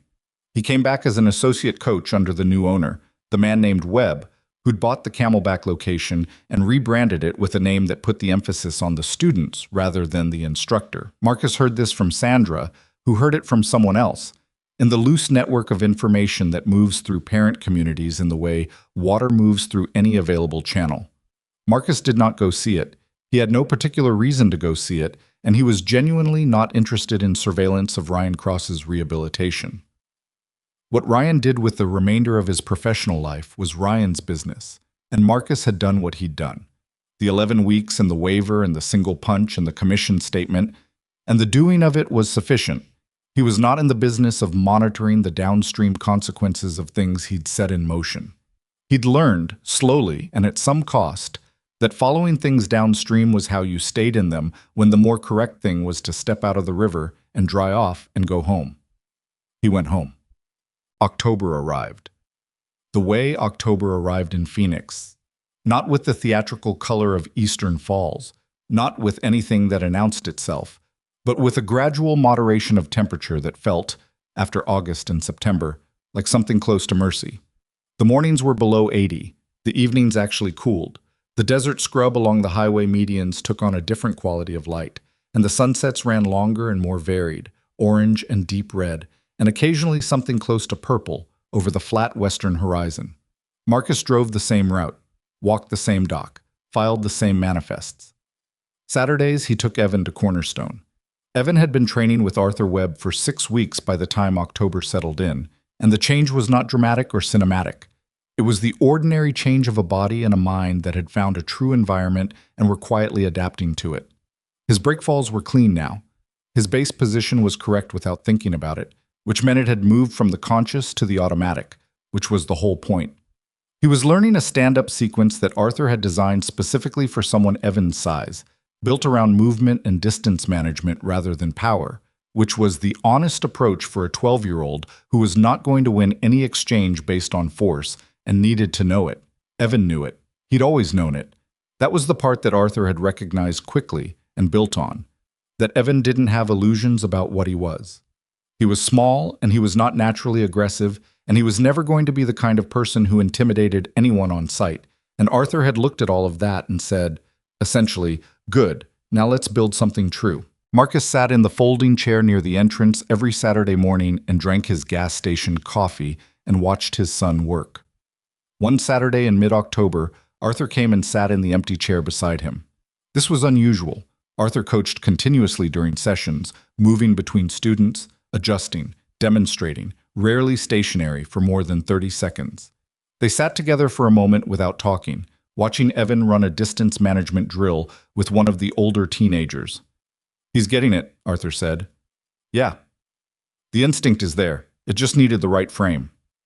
Arthur watched Evan reset after a misstep, correct his footwork without being told, run the drill again.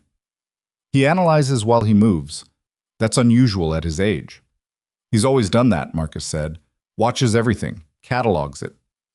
"Gets that honestly?" Marcus looked at him. Arthur's expression was the expression of a man who asks exactly the questions he means to ask, and not one more.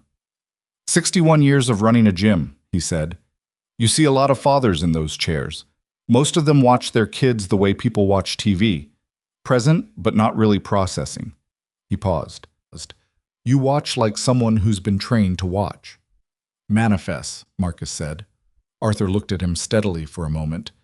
Then he made a small sound, not quite a laugh, more the audible version of a conclusion reached. "Sure," he said. "Manifests." He stood and went back to the floor. Marcus finished his coffee. The thing Marcus hadn't told Evan, the thing he'd gotten close to at the kitchen table after Thursday, and had chosen not to complete, came out on a Sunday in November, not because Marcus had planned it, but because the conversation arrived at it from a direction he hadn't anticipated, and the correct response was to tell the truth. They were at the wash overpass on 20th, not for any reason. Evan had wanted to walk after dinner, which he did occasionally. The need for movement after sitting with homework for 3 hours, and Marcus had put on his jacket and come along because that was what he did. They walked the neighborhood the way people walk neighborhoods they know well, without destination, with a general direction, with the loose attention of people who are really there for the conversation and using the walking as its architecture. Evan had asked about Marcus's father. It was the specific question that led to the other one. Marcus's father had been a Marine, and that conversation branched into Marcus's own enlistment, and that branched into the early Army years, and they were at the wash overpass with the city lit up on both sides of the concrete channel and the night air carrying the first real cold of the season, when Evan said, "What happened to make you stop?" Marcus put his hands in his jacket pockets. "I didn't stop because I wanted to," he said. "I stopped because someone made a decision and I was the one it got made about. Evan waited. There was an operation, Marcus said. He was looking at the city, not at Evan. The role I was in required a specific kind of judgment, fast in low information environments, with limited communication. The kind of judgment that has to happen before you have all the facts because the window closes before the facts arrive. He paused. I made a call that the people above me decided was outside my authorization. Was it the wrong call? Tactically, no. A long pause. Tactically, it was probably the correct call. The outcome supported it.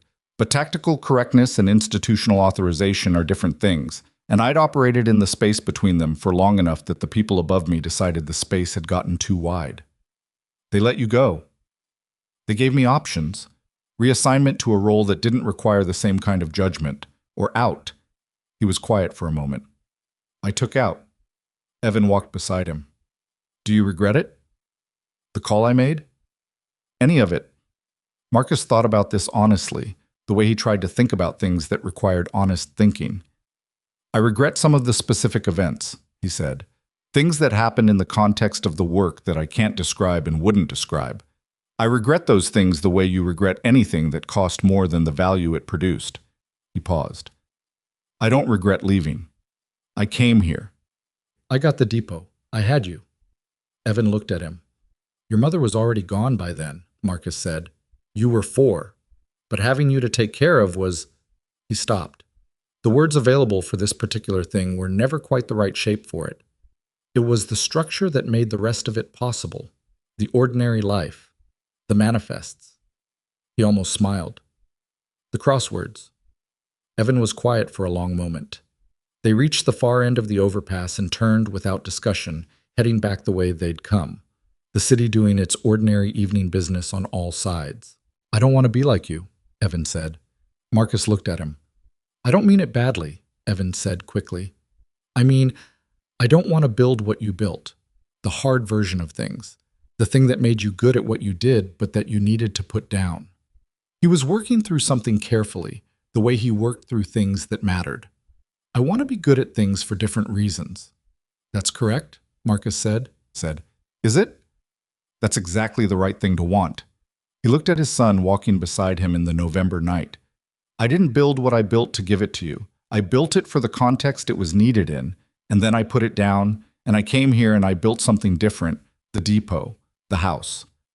You. He paused. Thursday happened because it had to, not because I wanted to give you that version of me. I wanted you to see the restraint, the waiting. That's the part I wanted you to have. Evan considered this. I think I got both parts. Probably, Marcus admitted. Is that okay? Knowing something exists and choosing what to do with it are different things, Marcus said. You'll make good choices. How do you know? Because you already are. Evan looked at the sidewalk that contained expression, processing something, filing it. Then he looked up, and something in his face had settled into a version of itself that was slightly different from the version Marcus had seen an hour ago. Not older exactly, but more complete. Like a picture that had been developing slowly and had finally come fully into focus. Okay, Evan said. They walked home. Marcus Webb, the other one, the one from school, the one who'd pushed Evan down the stairwell in September, stopped being a problem sometime in November, in the gradual, quiet way that problems sometimes resolve themselves when the circumstances that fed them changed. Whether it was the video or the specific recalibration that happened when an 11-year-old watched his older brother come home from a Thursday night at the gym and describe what he'd seen there, or simply the passage of time and the ordinary entropy of middle school social dynamics. Marcus didn't know and didn't try to find out. Evan mentioned it once, almost in passing, that Marcus Webb had been different lately, quieter. That he'd stopped with the specific behaviors that had defined his interaction with Evan since September. Are you okay with that? Marcus asked. The way it ended, without a resolution. Evan thought about it. It didn't end. It just stopped for now. He paused. I'm okay with that. You don't need a formal ending. People aren't stories, Evan said. They don't always resolve. Marcus looked at him. You're 12. Mrs. Okafor says that too. The people aren't stories thing. Mrs. Okafor is right. I know. A pause. I told her about Cornerstone. She wants to know if Arthur Webb does adult classes. He does Saturday mornings. She might come. Marcus poured his coffee. Tell her the parking situation is complicated. I'll tell her. But December came. The depot had its year-end crunch, more loads, tighter windows, the particular organizational pressure of a logistics operation, pushing through its highest volume month with the same number of people it used for ordinary months. Marcus worked longer hours and ate lunch at his desk and came home later than usual. And Evan had finals and the end-of-semester project for Mrs. Okafor's social studies class, which he completed 3 days early and set on the kitchen counter without ceremony. Marcus picked it up one evening, read it. The project was a personal essay on the topic of the class's semester theme. What does courage look like? Evan had written about falling, not about Thursday, not about Marcus or the gym or any of the things that had happened. He'd written about learning breakfalls at Cornerstone, about the specific counterintuitiveness of the thing, the way the body resisted the instruction to surrender to the ground, the way doing it wrong felt more controlled than doing it right, and the moment when doing it right finally clicked and you discovered that what felt like surrender was actually the most efficient way to meet the floor and get back up. He'd written, courage isn't about not going down. It's about learning how to go down without breaking, so that getting up is something you can do again. The brave thing isn't refusing to fall, it's practicing the falling until you stop being afraid of the floor. Marcus set the essay down on the counter. He stood in his kitchen for a moment with his jacket still on and his keys in his hand and the house quiet around him. Then he took his jacket off and hung it on the hook by the door. And he put his keys in the dish, and he went and put the kettle on, and he stood at the kitchen window and looked at the backyard in the December night. The dry grass, the block wall, the single Palo Verde at the corner that had been there when he'd bought the house, and that he'd never done anything with except occasionally look at. And he felt something that he didn't have an exact word for. Not pride, though that was in it. Not relief, though that was in it too. Something that sat underneath both of those, quieter and more permanent. The specific sensation of having arrived somewhere you didn't know you were going to and finding it correct. Evan came in at 10:15, backpack over one shoulder, the end-of-day version of himself. Slightly deflated, slightly tired, the particular looseness of a kid who'd used most of his energy and was running on the last quiet reserves of it. He looked at the counter, looked at Marcus. You read it, he said. It was on the counter. I know, I left it there. He set his backpack down. You could have said something. I'm saying it now. Evan looked at him. What are you saying? Marcus thought about how to say it accurately, not in the inflated way that good feelings sometimes got inflated when you tried to put words around them, not in the deflated way that came from being too careful with the language. Just accurately. You got the important part, he said. The part that took me a long time to get. Evan was quiet. The falling without breaking, Marcus said. That's the whole thing. Everything else is just technique. Evan looked at the essay on the counter, then back at Marcus. Mrs. Okafor cried a little, he said. When she read it, she tried to hide it. She sounds like someone with good instincts. She's coming to Cornerstone on Saturday. Tell her the parking situation. I told her. Marcus almost smiled. Good. Evan picked up his backpack and headed down the hallway, stopped at the doorway. Dad? Yeah. Thank you for the 11 weeks. Marcus looked at him. For waiting, Evan said, instead of going earlier. I know it was hard. Marcus was quiet for a moment. It was the right call. I know. Evan nodded once. I just wanted you to know I know. He went to his room. Marcus stood in the kitchen for a moment longer, and the house settled around him in the way houses settled. When the day was finally over and the people in them had put their difficult things down and were resting, and outside the December night was cold and clear, and the Palo Verde in the corner of the yard was very still against the dark. He turned off the kitchen light, went to bed, slept well. I was back on the dock at 6:40 the next morning, coffee in hand, the familiar geometry of it, 2 rows of trucks, someone's radio, the pale early light spreading flat and even across the asphalt. Denny came out at 7 with the Tucson Manifest, and they walked it together without ceremony, the same way they'd walked it 1,000 mornings before this one and would walk it 1,000 mornings after. Nothing announced, nothing performed, Just the ordinary morning of a man who had done what was necessary and come back to what was true. The trucks ran on time. The loads went out clean. The day moved through its shape, and Marcus Hale moved through his. And the city around him did what cities did. Indifferent and enormous, and full of people carrying the same invisible weight in different configurations, looking for the same thing in different directions. He wasn't a symbol. He wasn't a lesson. He was a man with a swollen knuckle that had almost healed, and a son who was learning how to fall, and a depot that needed to run, and a crossword on Thursday that he hadn't finished yet. That was enough. It had always been enough. The strongest thing a person can do is know exactly where their line is, and have the patience to wait for it rather than drawing it early.